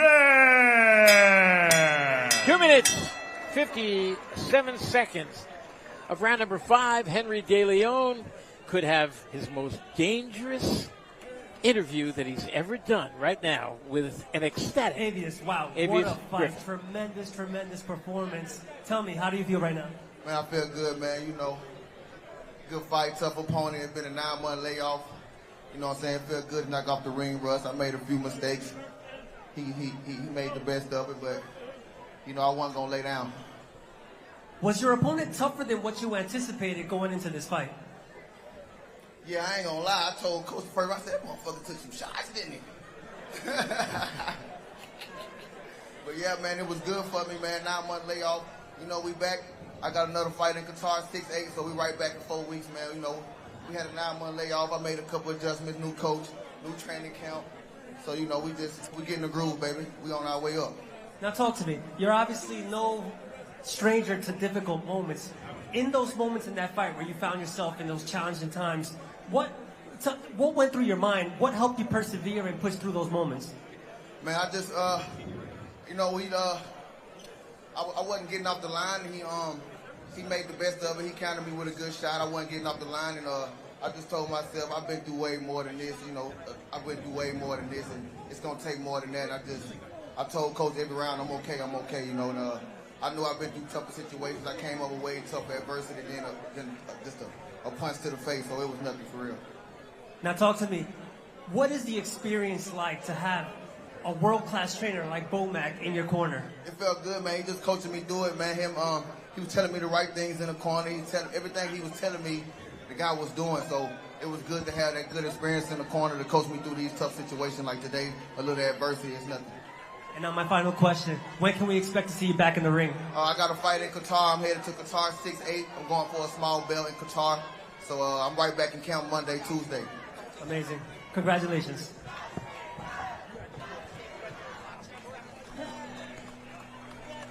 Great interview with an outstanding young prospect by the name of Avious Griffin. And you can believe that he is one hurting puppy because he took a lot of stiff shots, but he showed what a fighter he is. And many times in the career of a fighter, they never show they're maybe too good. They get the job done early, and you just don't know what they're like under fire. We know now about Avious Griffin. He can take it, he can give it back. It's just an amazing performance. And remember, we're going to be back here, ladies and gentlemen, at the Tropicana July Boxing 26th Insider. Boxing Insider. Live at the Tropicana. Ladies and gentlemen, on Friday, July 26th, Boxing Insider makes its triumphant return to the Tropicana, Friday, July 26th. And this man in the center of the ring will be making his professional boxing debut. Ladies and gentlemen, Josh Popper! Josh Popper, love watching this guy.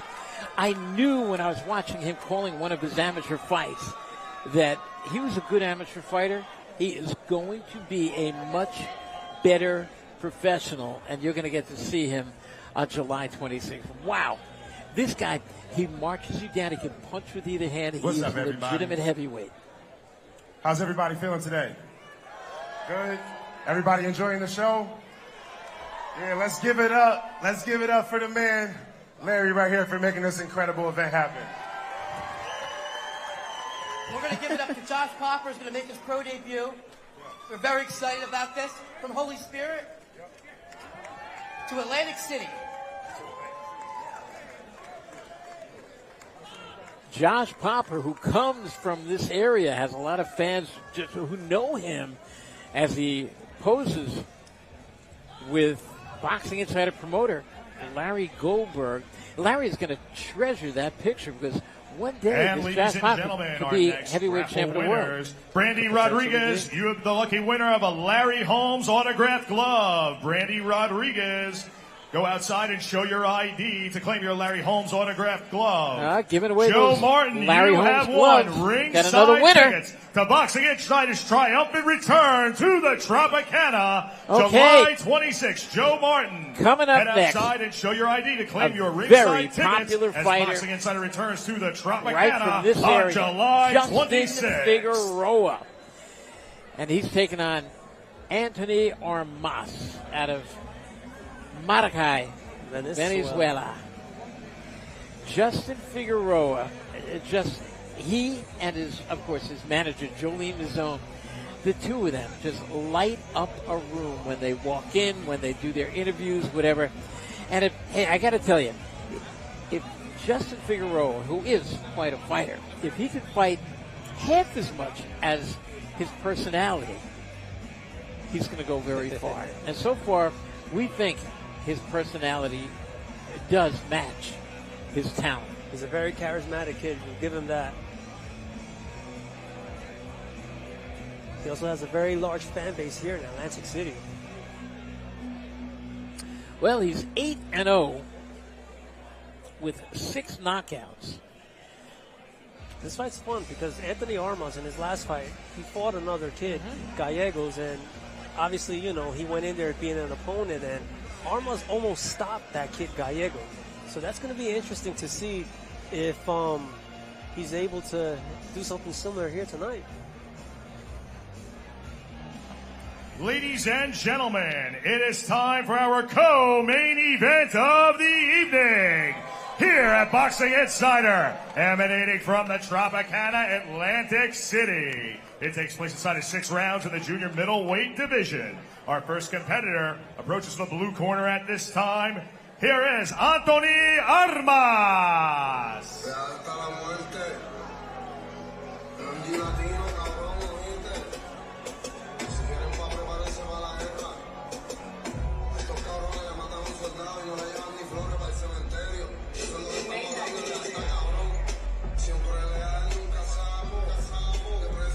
Antoni Armas, 13-7 record out of Venezuela.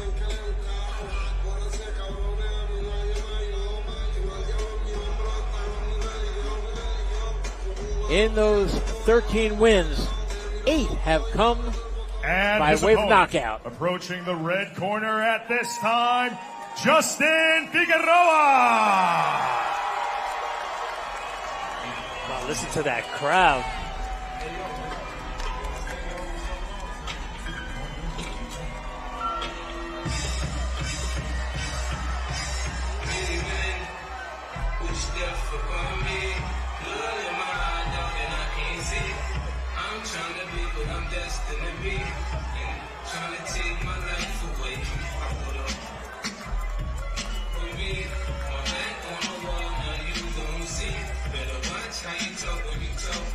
Listen to the ovation he gets when he gets into the ring. It's fair to say that most of these people came out to see Just-in-Time Figueroa,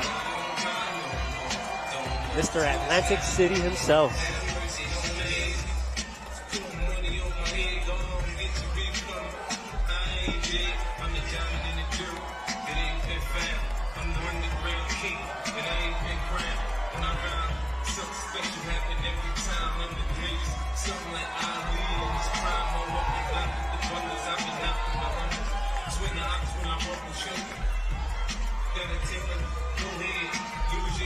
They love this guy here, Justin Figueroa.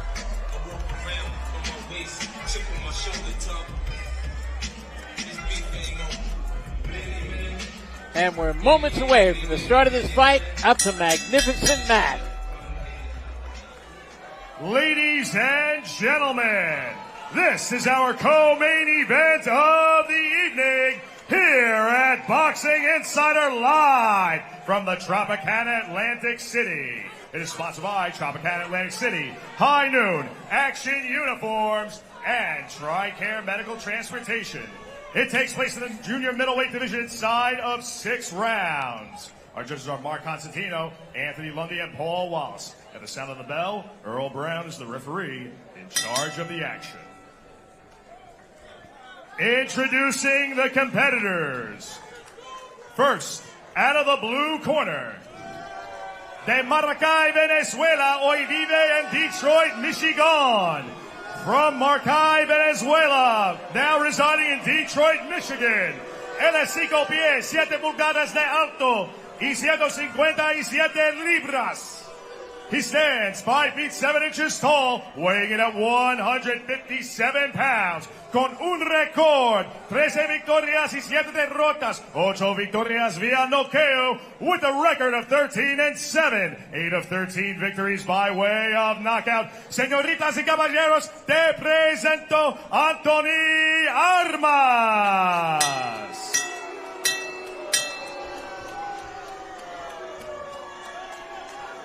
And his opponent,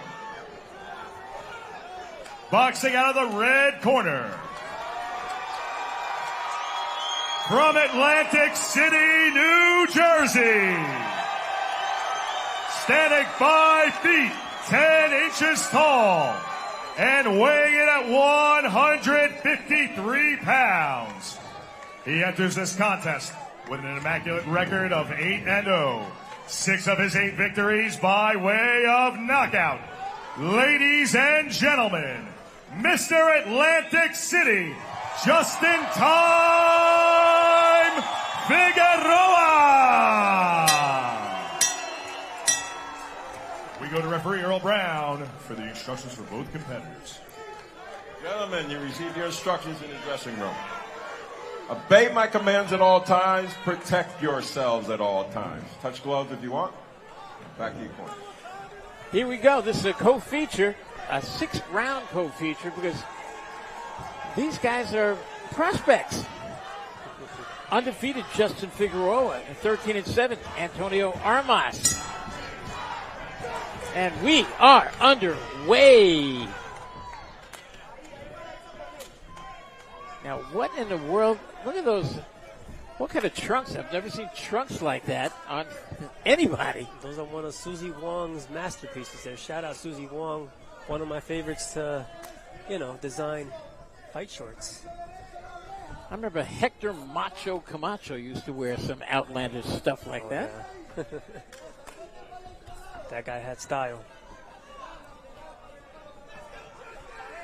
So far, Antoni Armas is just circling the ring. Justin Figueroa slowly trying to close in on him. Here's a fun fact, Randy. Antoni Armas made his pro debut at 122 pounds. Tonight, he's fighting at 154.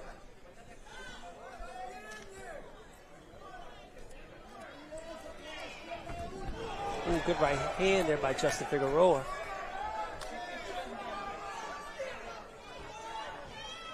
The jab by Figueroa as he inches his way in. But Armas keeps his distance. Armas in the black trunks, the southpaw. Nice right hand over the top again from Figueroa. And Henry, I'm always looking, I hope it never happens, but too often it does. When you have a right-hander against a left-hander like you have right now, sometimes the two guys step in close at the same time, you've got yourself a headbutt. I'm praying it doesn't happen. I hate to see that. But it does happen a lot, especially with orthodox versus a southpaw.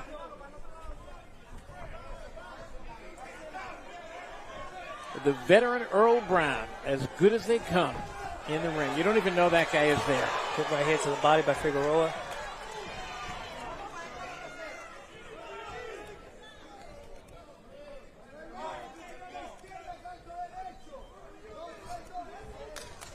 Some nice foot movement on the part of Figueroa, stepping over a little bit to his left, firing the jab and stepping over.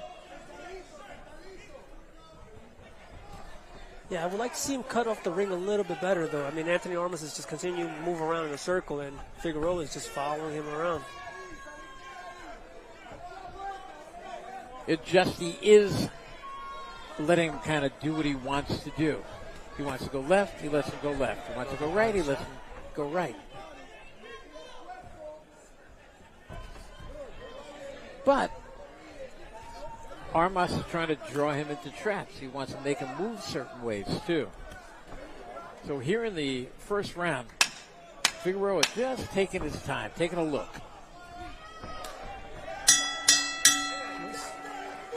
Good first round from Justin Figueroa.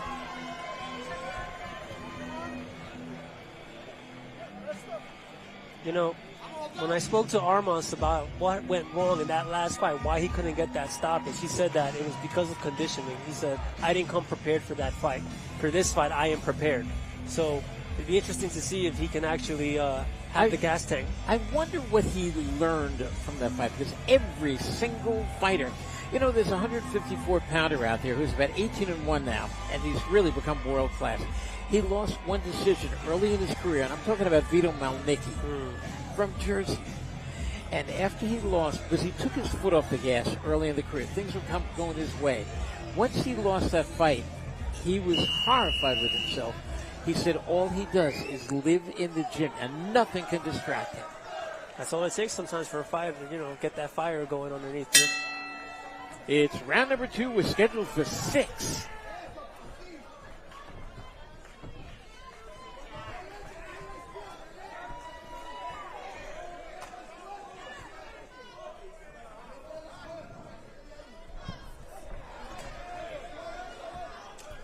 Justin Figueroa in the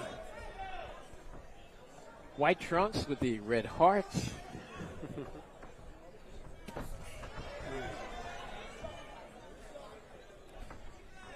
There we go. The red hearts, the diamonds, the spades. It's a deck of cards. Deck of cards, because we're here in Atlantic City, New Jersey, at the Tropicana Hotel and Casino on the boardwalk in Atlantic City. Tropicana back in action for boxing. We're here tonight with Boxing Insider. Going to be back on July 26th. You think this card is great? Wait till then, right? Wait till that card. We saw before. Heavyweight Josh Popper from Atlantic City going to be making his debut. And from what I saw of him, and I announced 2 of his fights in the amateurs, he is going to be terrific. Nice little right uppercut there that Armas just landed on Justin. Yeah, it's clear that Armas is just looking for that one big shot. Not really trying to set anything up. Very nice shot to the body. Ooh. Figueroa's got to be careful he doesn't get caught with something in the middle of his shots like that. Looks to me like Armas was hurt by one of those right hands to the body. I'd say he was off balance. I don't know if I would say he was hurt. I think he got pushed off balance.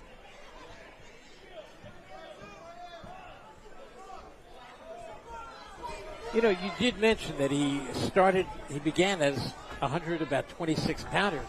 And he weighs a little bit more than that now. Just a little bit. And he's a little bit fleshy, wearing what I call chunk on the trunk.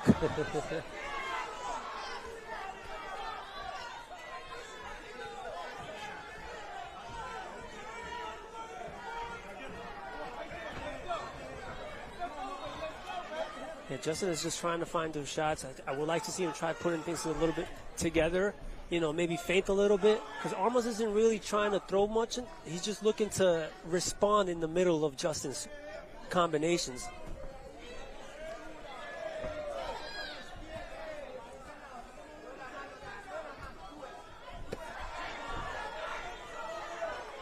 I see Figueroa really getting loose now. That first round, he took a nice look. Ooh, and down goes Figueroa. Wow. That's the shot that Armas was looking for. Wow.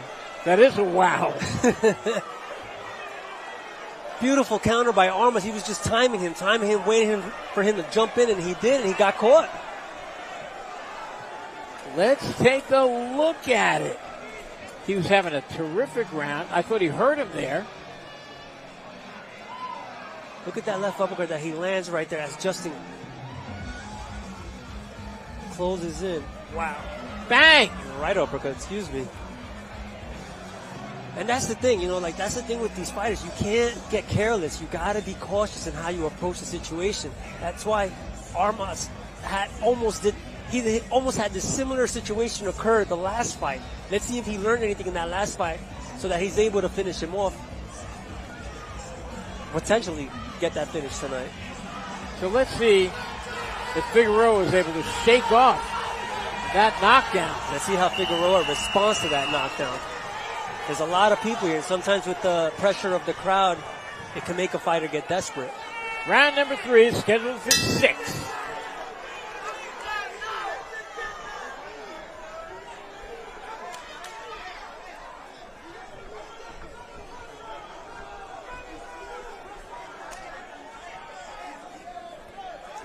So, despite the fact that it looked like Justin Figueroa was winning that second round, that knockdown pulled out the round for Armas. And you know, already I see a difference in how Armas is approaching this. He's being patient. He's not jumping in. And here you got Justin Figueroa kind of rushing the offense a bit. So he's got to be careful that if he does not get caught again in the middle of those shots. Sometimes just having the pressure of your fan base out here, you know, you don't want to look bad in front of them. And it forces the fighter to sometimes apply unnecessary pressure in a careless way.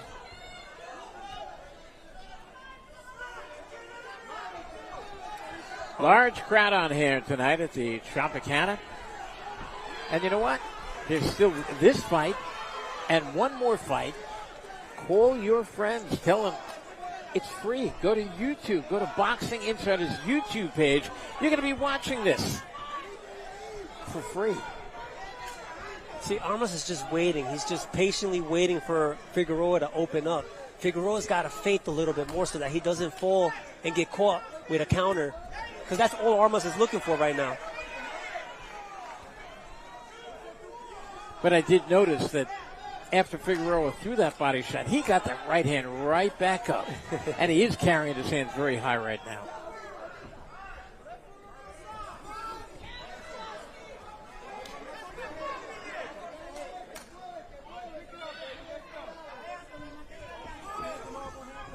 Once again, the aggressor is the man with the Atlantic City shorts on.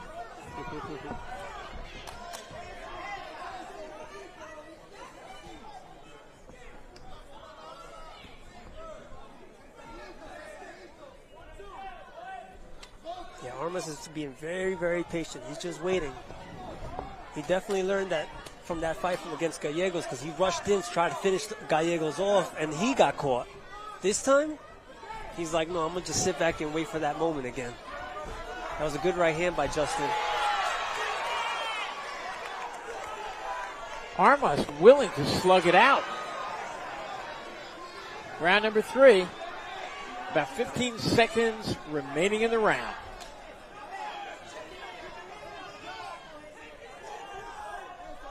Yeah, he's got to change the look on that jab a little bit because he's just pulling it out. It's a very easy way to counter. Ooh, good action, good action. The round number 3, 3 up, 3 down. Insider after party takes place at the Royce Social Hall, located in the corner here at the Tropicana, Atlantic City. Live DJ, Casey Penny's tonight's competitors. The doors open at 10:30. Free admission for the first. Great action so far in this fight. Tickets also available for $20 at the door. It's the Boxing Insider after party at the Royce Social Hall here at the. I see Armas complaining something about his shoulder there in the corner. There seems to be something wrong with that left shoulder.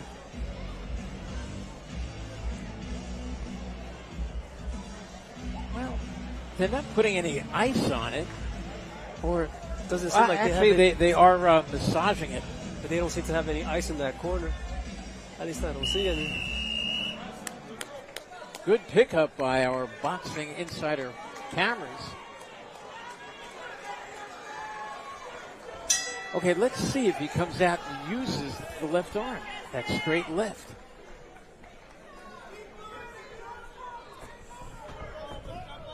Yeah, Justin has to do a better job in cutting that ring off. I mean, he's just following Armas around. Especially if Armas has that left arm hurt. You're basically fighting a guy with one arm.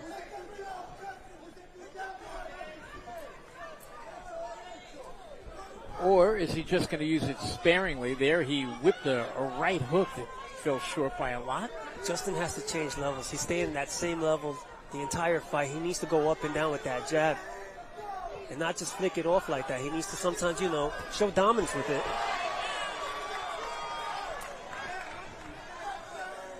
Well, so far here in round number 4, with about a minute gone in the round, Armas has not done anything to move that left arm.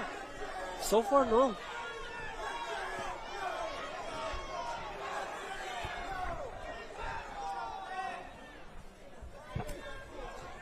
Okay, if you're in the corner right now and you're watching this, and maybe Figueroa doesn't realize it yet, that there is quite possibly something wrong with the left arm of Armas. Or could he be playing possum, trying to get him to walk in? I just think that Justin Figueroa is probably more focused and more distracted on trying to make up for looking bad in that second round, you know? So I don't think he's quite noticed that Armas isn't using that left hand. So far, all Armas has done is thrown a pesky jab.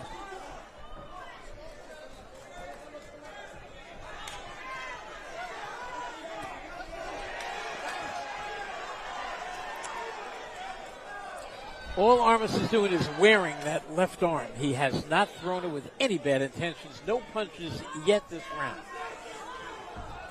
He actually pawed out once with it, but that's all it was a paw.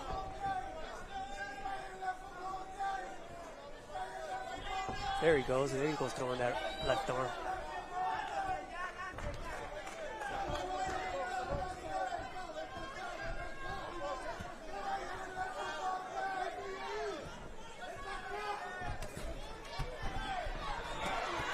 Nice body work, combination to the body by Figueroa.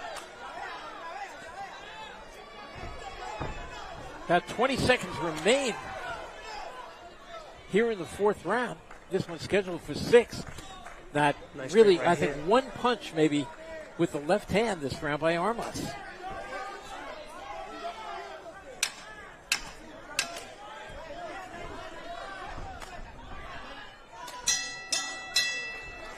Solid round from Justin this fight. This round, sorry. Yeah, see, he's complaining about the shoulder. I think he's saying that he can't.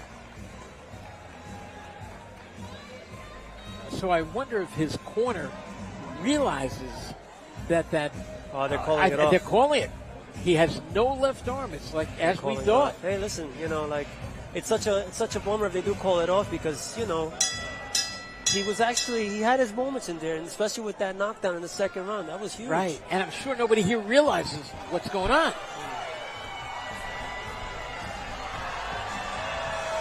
Look at that celebration, the worm. Oh, come on. You know what? Every day my wife wakes up with me, the first thing she does is that, just how happy she is to be with me. Yeah, I mean, I don't know. I would say that this was definitely a tough performance for Justin Figueroa. I think he definitely, dodged the bullet there with Armas getting hurt in that left, getting that shoulder injured and not being able to continue because of that shoulder. Because Armas, was a bit of a threat in this fight. When you get up there, I'm sure you were thinking about this anyway, but just in case you weren't, I wonder if Figueroa realized that his opponent had no shoulder. Because I know that the crowd, some people were booing, but they didn't realize what we knew. We were calling it that entire round, looking that he wasn't throwing one shot, that there was something. He's hurt. There's no question. I mean, he had a good moment for what it lasted. I'll give that credit to Armas. But I'm wondering if Figueroa, if he knew it during that round, whether he's thinking, I should have gone after him, just emptied my guns on him. Yeah, no, we'll definitely find out when I go up and talk to Justin and see if he was able to spot that. But any way you want to look at it, it's a win for Armas, him. it's a win. It's a win for him.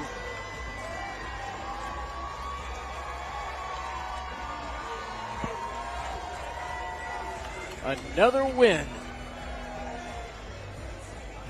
for Justin Figueroa. What do you think of the action here so far tonight? I just think a lot of drama, right? Everybody who has been in the ring tonight, from the winners who you could see that there's a lot of talent there, to even the guys who have lost, they came to fight tonight and they came to win.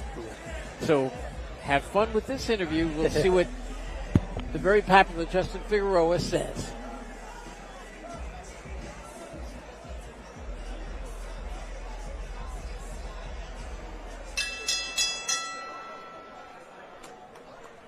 Ladies and gentlemen, in 3 minutes of the fourth round, the winner by way of technical knockout as Antoni Armas is unable to continue due to an injured shoulder, Mr. Atlantic City, Justin Time Figueroa.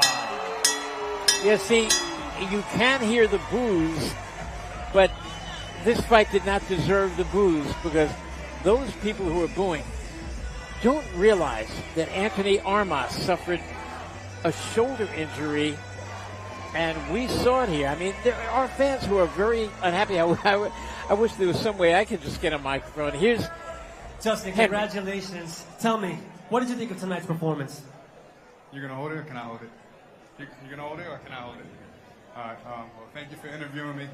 First and foremost, I want to give all the glory to God, but thank you guys so much for coming out. It means so much to me. Wow, look at this crowd, man. I'm very, very grateful. Thank all you guys for coming out. I hope you guys were entertained. Shout out to the opponent, man. He took the fight on a week's notice. We took a gamble and took a fight with a guy who had as many knockouts as I have fights. So if you couldn't tell, the kid was a vet. And we took a chance, man. We needed to fight. We wanted to put on the show for Atlantic City, a fighting city, America's playground, where we don't play boxing. And you saw in the fight, you can't play boxing. I was very, very, what's the word I'm looking for? I'll find another word. But I was very, very content with getting dropped in my career. First time in my career, I wasn't hurt, but I showed grit, and I was able to get right back up and keep fighting. So I'm glad that happened. And I want that to be a life lesson for everybody. No matter what goes on in your life, no matter what mistakes happen, ups and downs is supposed to happen. Nothing is perfect. So keep on believing in yourself. Keep on fighting for it. And yeah, you saw what I did. I got knocked down, but I got right back up. And I got the win, baby, right here in Lansing, New Jersey. Thank you, guys. I love all you guys. I love all you guys. Now let me ask you, in that last round, your opponent obviously had a hurt shoulder. Were you able to notice that he had an injured arm and he was no longer using it? Were you able to pick up on that? Nah, them body shots was getting to his ass. Yeah, he didn't like them body shots. He looked a little soft in the body. My team really wanted me to go to the body. I really wanted to land a jab tonight, get the jab working, and land some good shots, but he was more crafty than we expected. I knew he had something with him when I watched the tape on him. I was like, all right, this guy isn't a slouch. He might not look like the top fighter, but he's no slouch. If you get in the ring, he'll show you. But yeah, I give credit to him. I don't think the shoulder was really too much of the problem. I think he got hit with some big shots in the body, started getting a little tired, and he knew what was about to really happen. It was about to be just in time, for real, for real. Well, look at the house. You created this. You brought all these people out. When can we expect you here again? When can you expect me? I'm not too sure. Maybe we're looking at July 26th, right back here at the Tropicana Boxing Insider Promotions. It's up to my manager, the godmother, Jolene. We got to talk to Jolene and see what she thinks. But like I said, thank you guys so much for coming out, man. It means a lot. You guys keep me going. And shout out to my little man, Brock, who I gave the belt out to, man. This kid trains hard every single day. Keep fighting, man. I believe in you. Keep doing your thing, man. That's amazing. Congratulations. Well, there you heard it. Nice interview. Job well done, Henry. Obviously, he did not believe that his opponent, Antoni Armas, had an injured shoulder. Well, we've got one more bout to go. This one in the middleweight division, junior middleweight division, John Leonard and Leonardo. Ladies and gentlemen, our Frank final two Gonzalez. round Leonardo four winners. The winner of the high is an noon undefeated cooler. fighter. So He can box, he can punch. He is aggressive. He is exciting. Against Frank Gonzalez out of Hialeah, Florida, and Leonardo out of Manalapan, New Jersey. A lot of fans have come to see Leonardo. Wow. And Henry back with us. And Henry, I was very surprised. Well, maybe I shouldn't be very surprised. He didn't believe the shoulder injury at all. Nah, my body shots did it. Listen, that guy's a very confident individual. Good for him, man. Good for him. And you know what?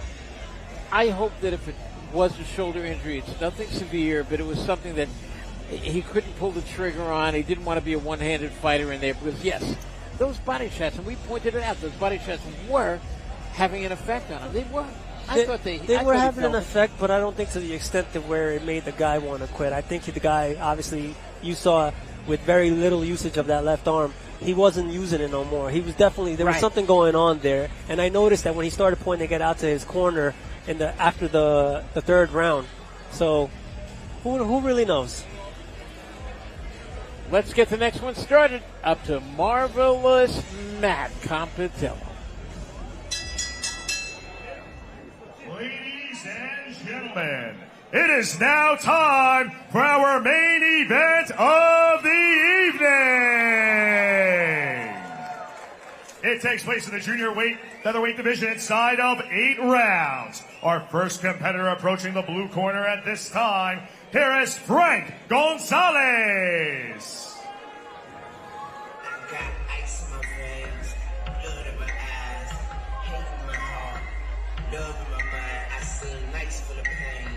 Days insane.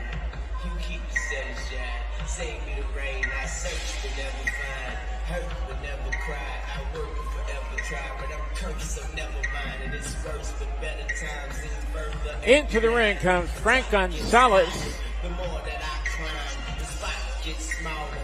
And I get bigger. Trying to get it where I fit it. No room for it. And next, one of the local stars of this area, John Leonardo. And ladies and gentlemen, making his way to the red corner at this time, John Leonardo.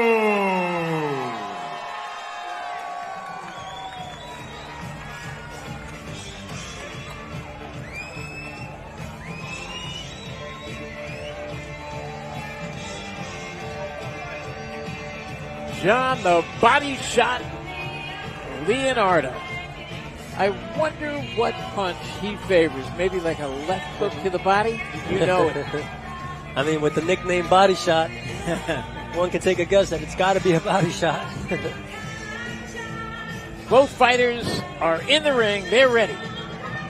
So is our ring announcer, Marvelous Matt Compitello.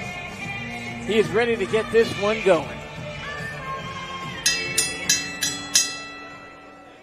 Ladies and gentlemen, the following junior featherweight division contest taking place inside of 8 rounds is our main event of the evening here at Boxing Insider Live from the Tropicana, Atlantic City. It is sponsored by the Tropicana, Atlantic City, Action Uniforms, TRICARE Medical Transportation, and High Noon.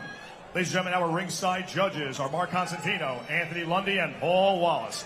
The action takes place under the sanctioning and supervision of the New Jersey State Athletic Control Board. Commissioner in attendance is the Honorable Larry Hazard. At the sound of the bell, Earl Brown is the referee in charge of the action. Tropicana, are you ready? Tropicana, ladies and gentlemen, let's take it home! Introducing first, boxing out of the blue corner, de Miami, Florida, from Miami, Florida, él es 5 pies, 5 pulgadas de alto y 122 libras, standing 5 feet 5 inches tall, weighing in at 122 pounds. Con un récord, 12 victorias, 5 derrotas y 6 victorias via noqueo. With a record of 12-5, half of his 12 victories by way of knockout. Señoritas y caballeros, te presento el conquistador, Frank Gonzalez.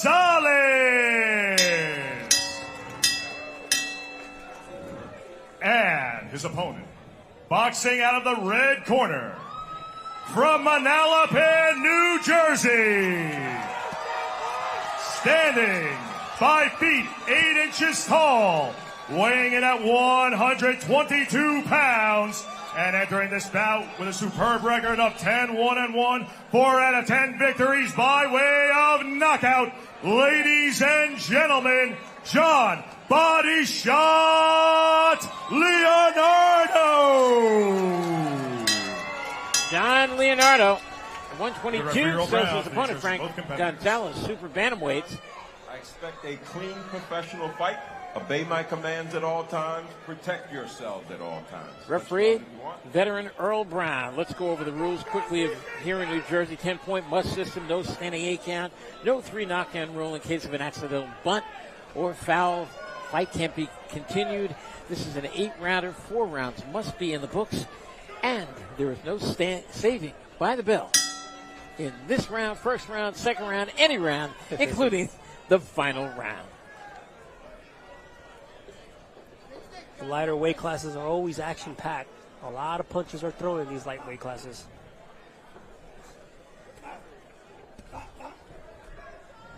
You know, Frank Gonzalez, when he got into the ring, I'm saying to myself, he looks facially a lot like lightweight champion Gervonta Davis. I mean, I can see it. I can see it.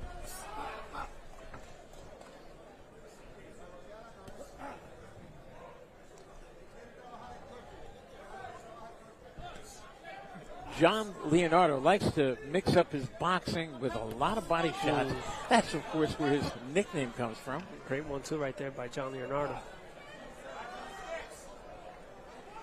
See, right there, you look for that sweeping right hand to the body. Right now, he's kind of feeling Frank Gonzalez out. To say, okay, I'm going to throw this, see what you do. And Gonzalez doing the same thing. Sometimes you see very fast starts in the first round, but then sometimes you see rounds where the guys just like to take that look at each other and say, okay, now I know what you're about. I'm going to work in the second round. Yeah, one thing about Gonzalez is that he's a very aggressive fighter. When given the opportunity, that boy throws a lot of punches.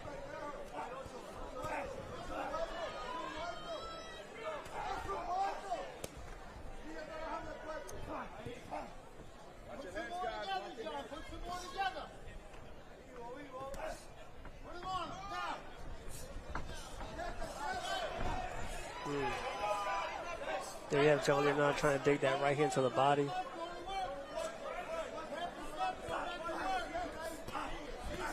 Nice little uppercut there, pushes Gonzalez's head back.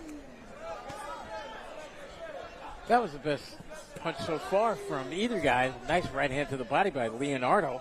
I agree. Gonzalez comes back with a body shot of his own. Nice combination by Gonzalez. Oh, yeah.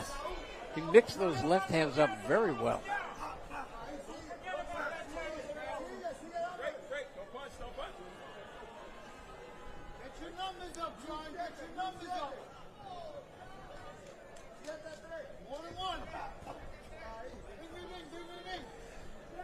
But Leonardo just was walking in, he was bobbing, weaving.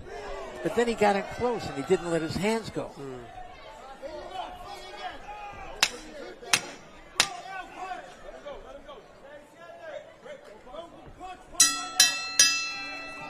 Nice action in the first round. Who would you give that first round to, Randy? You know, I could see Frank Gonzalez winning that round. I thought he might have been a little bit more impressive to the judges because when he did let his hands go, they were in combination. But I think that John Leonardo was saying, you know what? you just let me look at you. Now I see what you have. I see your speed. I have felt your strength inside. I think I know all about you. But Frank Gonzalez might be saying the same thing. Let's see if they pick it up in round number 2. I tend to believe they will. Good action.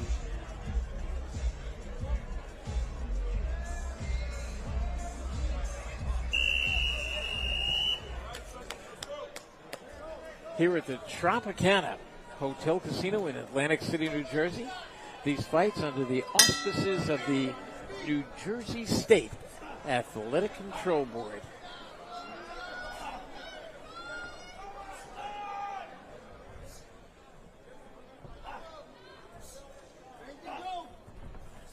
See, now they're both stepping on the gas a little bit to start round number 2.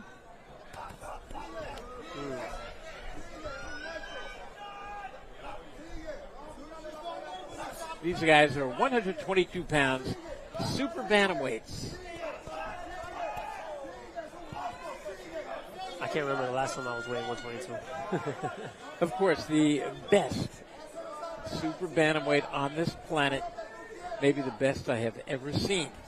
Better than Wilfredo Gomez from years ago.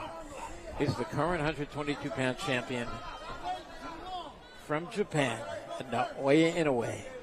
That guy's a monster. They call him a monster, and indeed he is.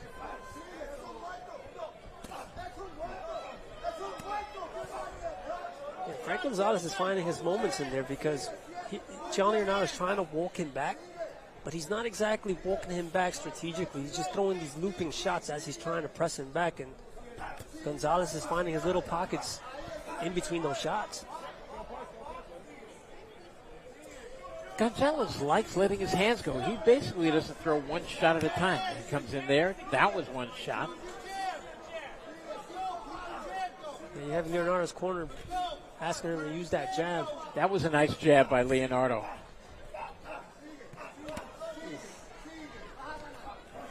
Good attempt at a body shot there by Leonardo.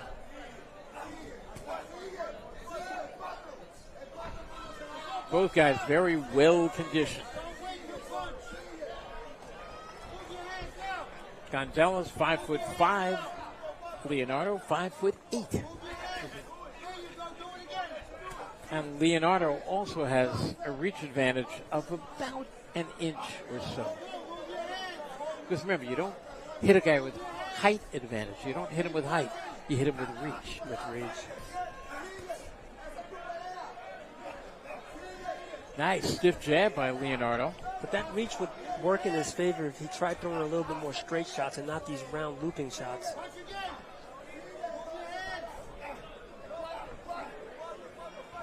Leonardo picking those shots were very nice, very easy, making it look easy.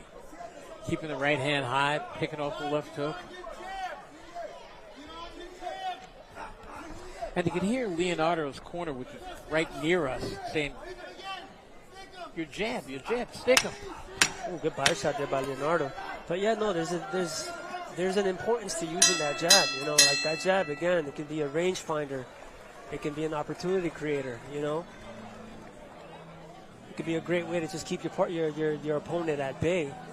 It's important that fighters learn how to utilize and use that jab to their advantage. Especially when you have someone like Gonzalez who's just walking in forward, you know. Or like to apply what Leonardo's trying to do, and that's walk his opponent back, it would be better if he would hide his shots behind that jab. The voice of Henry De Leon. I hope you've had half as much fun tonight as I have. This has been great being here with Boxing Insider, the Tropicana Hotel. They return to boxing after about an 8-year layoff or so. And Boxing Insider going to be back here again on July 26th. Something to look forward to.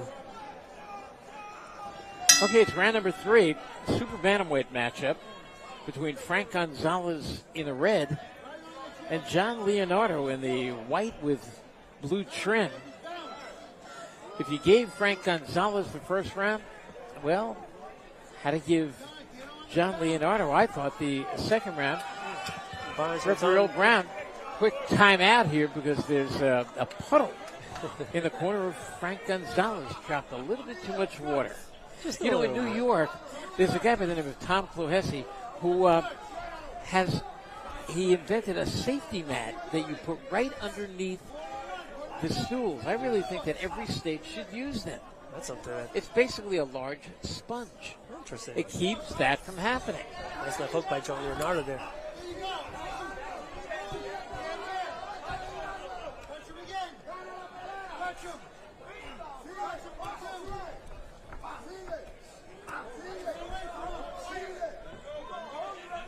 Both fighters are getting tangled up in the inside here a little bit. Big swing and a miss, and John Leonardo stepped away, and Frank Gonzalez went stumbling. I like the defense on the part of both guys. They're not getting hit with many shots. They're throwing, but they're not landing. Well, they're definitely smothering themselves. It's like once they come on the inside, they come in too close, and right away they just look to grab one another.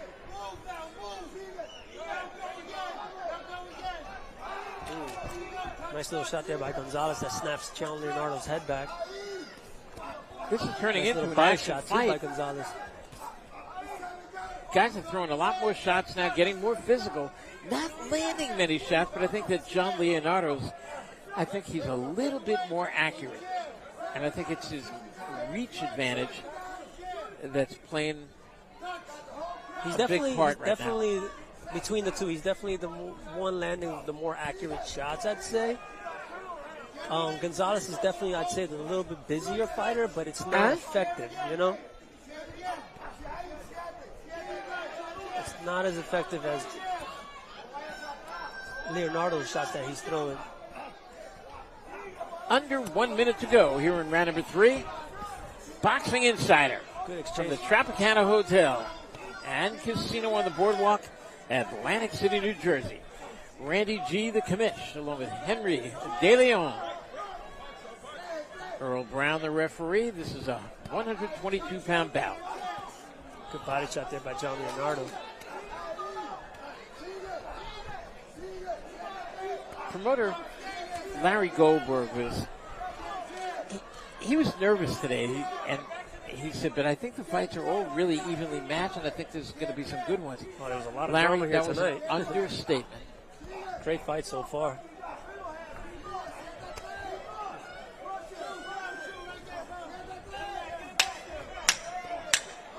Final seconds. That's a tough round to score there. That was yes, it was another tough one. But I think that Leonardo is a little bit more accurate in there. And I think he won the third round, which to me, it's now 2-1 for Leonardo in this super bantamweight bout. Round number 4 coming up.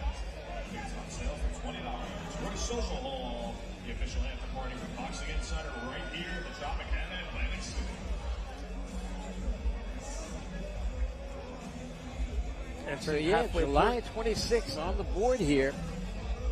Boxing Insider going to be back again in about 2 months' time. For another exciting night of fights, I hope.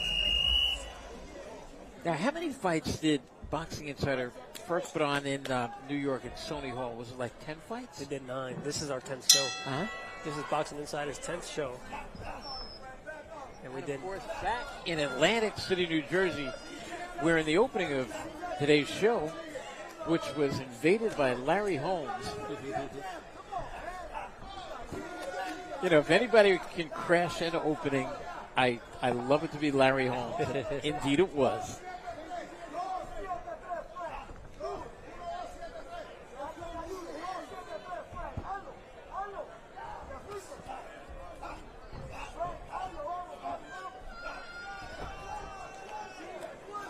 Gonzalez very busy, but a lot of those shots that he's throwing, and that one did get in.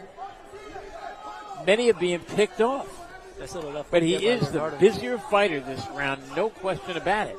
Eats a right hand there. Gets underneath the right hand, takes a right hand. Good body shot by Leonardo right there.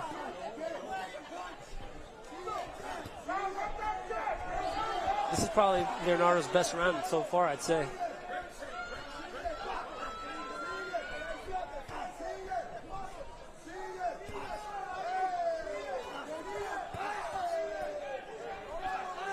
Nice lead uppercut that snaps Gonzalez's head back.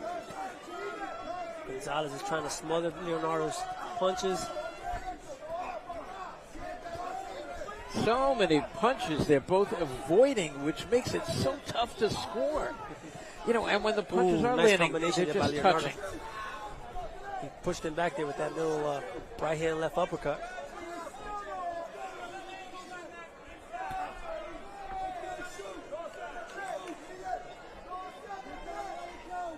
See, I don't think, and the corner of Leonardo is saying, use your jab more. He is not really using that jab. He led with the right hand that time, threw a hook. I think because of Leonardo's constant pressure, he's turning this into a harder fight than it should be for himself. Probably, but you know what? Styles makes fights, and I think this is just Leonardo's style, you know.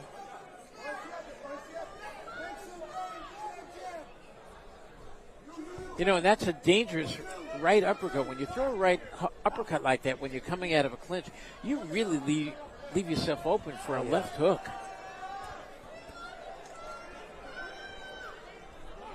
Another tough round to score as we... No, honestly, I think this round was definitely decisive for John Leonardo. I'd say this is probably his most dominant round so far.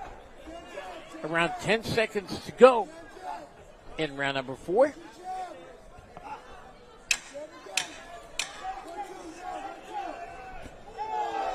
Nice right hand. Good shot by Leonardo. There haven't been many good, clean headshots by either fighter. That's always fun to see when a fighter gets, you know, a wake-up slap in the corner. Gonzalez's coach just slapped and telling him to wake up, wake up. And I think the reason that Leonardo hasn't landed that many clean shots because Gonzalez is really moving that upper body. And the reason Gonzalez hasn't landed that many clean shots is because Leonardo's keeping those hands up and picking off everything that's coming his way. And also to add to that is like both fighters are not necessarily finding their right range on the inside either. You know, they're like coming in too close to the point where they don't have enough leverage to be able to throw some of these shots.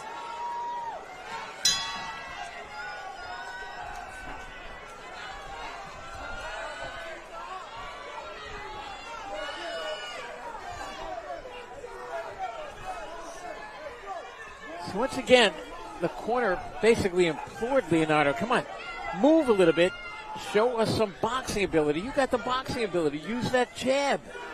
And that's something he really hasn't done this fight. They both exchanged left hooks right there. And now for the first time this fight, we are seeing that foot speed and elusiveness of John Leonardo.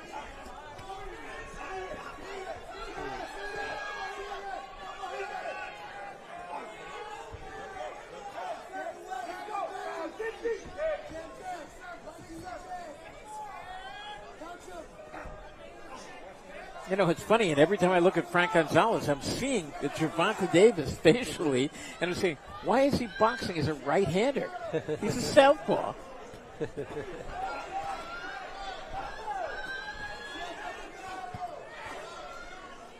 Both fighters are trying to find those openings to the body shot. Wow. Nice work from Leonardo in close.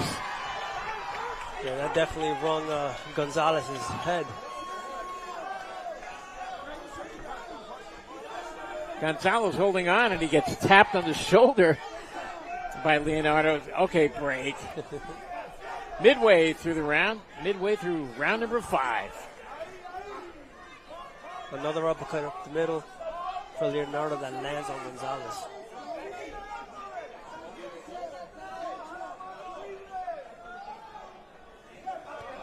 There's great action here so far. Both fighters are having little moments. I definitely feel that Leonardo is the one that's benefiting most from those moments. Nice right hand to the chin by John Leonardo. Beautiful, beautiful work.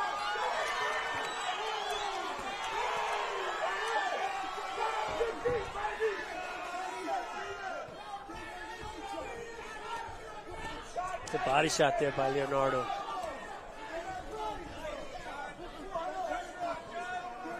This is the first round where John Leonardo really looks physical in there. He looks stronger of the two. I think he's doing some nice work. It's now become a sloppy fight with Gonzalez grabbing a lot on the inside.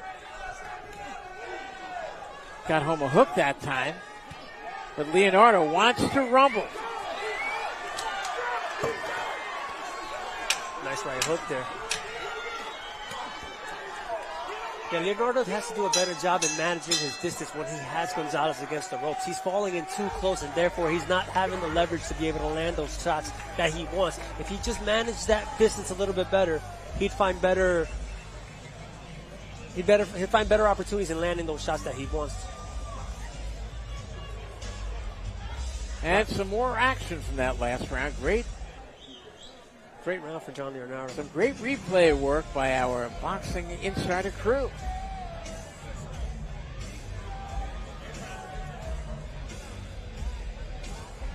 Yeah, Gonzalez seemed like he's definitely fading away.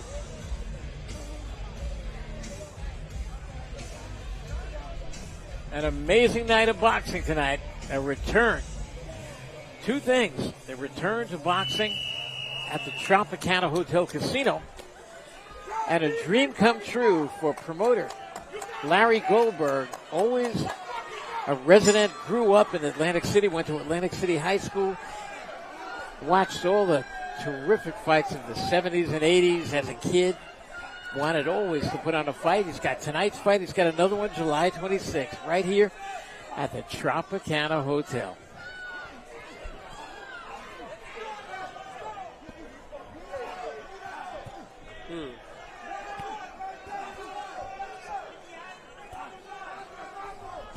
Good body shot there. Yeah, nice uppercut.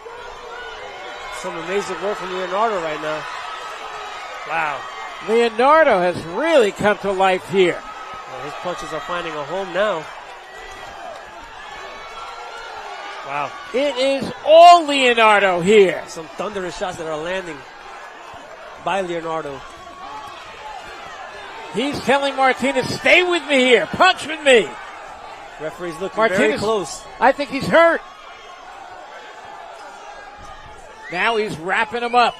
Referee Earl Brown gets between them. Going to break.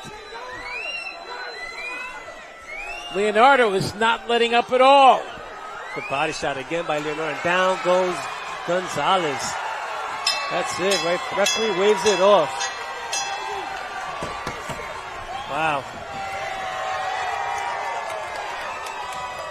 Leonardo felt it. He knew that in close, this fight was his. He never let up. And it was just an assault, just a onslaught, a blitzkrieg. He just let those punches go. Listen, trainers will, and you work with the guys in the gym, you got a guy hurt, don't let him off the hook, just like this. Yes. No, it was a great performance, great finish by John Leonardo. He saw his guy was ready to go, and hey, he did the job.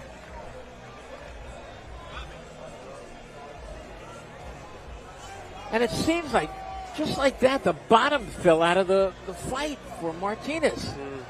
He started off well. Martinez had some good moments in the fight, but obviously the onslaught that Leonardo was bringing was too much for Gonzalez to handle. Yeah, and it didn't look like any one shot did it, but all of a sudden, last round, a lot of those body shots were taking effect, a few of the head shots, I think the pressure, and he knew it, and he never let up in that round.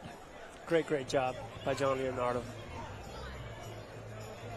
It was a nice, workmanlike shot, workmanlike performance from John Leonardo, and I thought he really lived up to that nickname body shot there, because it was a lot of those body shots that brought about the end of this fight. And that's what and I think tonight, fight. John Leonardo really grew up as a fighter. That was a great performance.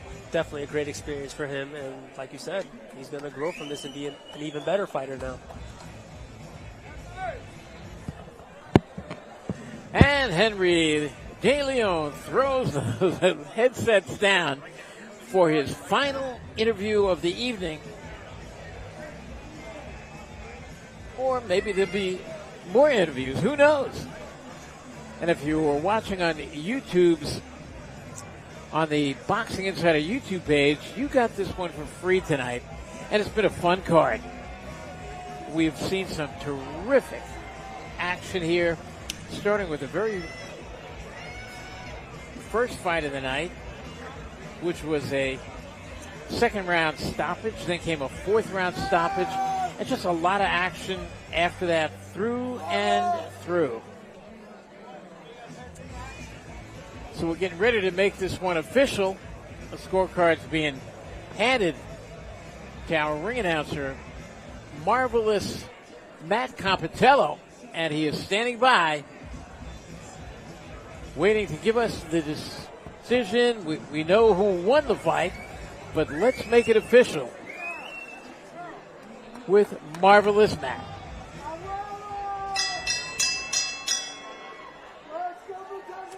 Ladies and gentlemen, the winner of our main event of the evening in 1 minute 14 seconds of the 6th round by way of technical knockout, John Body Shot Leonardo. 114 of round number 6. And we're going to hear from the happy winner in just a moment with Henry De Leon doing his final interview of the night with a very happy John Leonardo. John, congratulations. What a fight. Tell me, how do you feel? I feel great. I want to thank God. I want to thank my team, my family for being here. I couldn't do this without them. Thank all my sponsors. Angry Duck, Juice Box Boxing Gym in Freehold, New Jersey. Demo Boys, Griffey's Organics. Tell me, you found yourself in a little bit of difficult moments in the beginning of the fight. What adjustments did you have to make in order to start finding the openings for the shots that you started landing towards the end of the fight there? Well, my dad wanted me to box instead of just going out and brawling. That's, how I fight normally. My sparring partners know that. I come to fight, brawl. My gym, we have a 12-foot ring, so there ain't nowhere to run. So the plan was to box and then, start to hit them low. And when that started to weaken him, step in. I seen an opportunity and I took it, but I give him props. The kid was very tough. Gritty, which I knew. I didn't doubt for a second. I knew he was going to be that tough, and I took that, I put that in the back of my head. Well, you definitely lived up to the name Body Shot. What a way to finish it with a body shot. Look around you. People came out here to see you. What do you have to say to them? Thank you guys for coming out. Well, thank you so much. Congratulations again. John Leonardo with his 11th victory. A very impressive 6th round technical knockout over a very game and talented Frank Gonzalez. And before that, we saw Justin Figueroa with a 4th round stoppage. And the fight before that, we saw Avious Griffin in probably the fight of the night with a 5th round stoppage. What a fight that one was in the welterweight division. And it was Jacob Solis going to 4-0 with his 4th knockout with a 2nd round stoppage.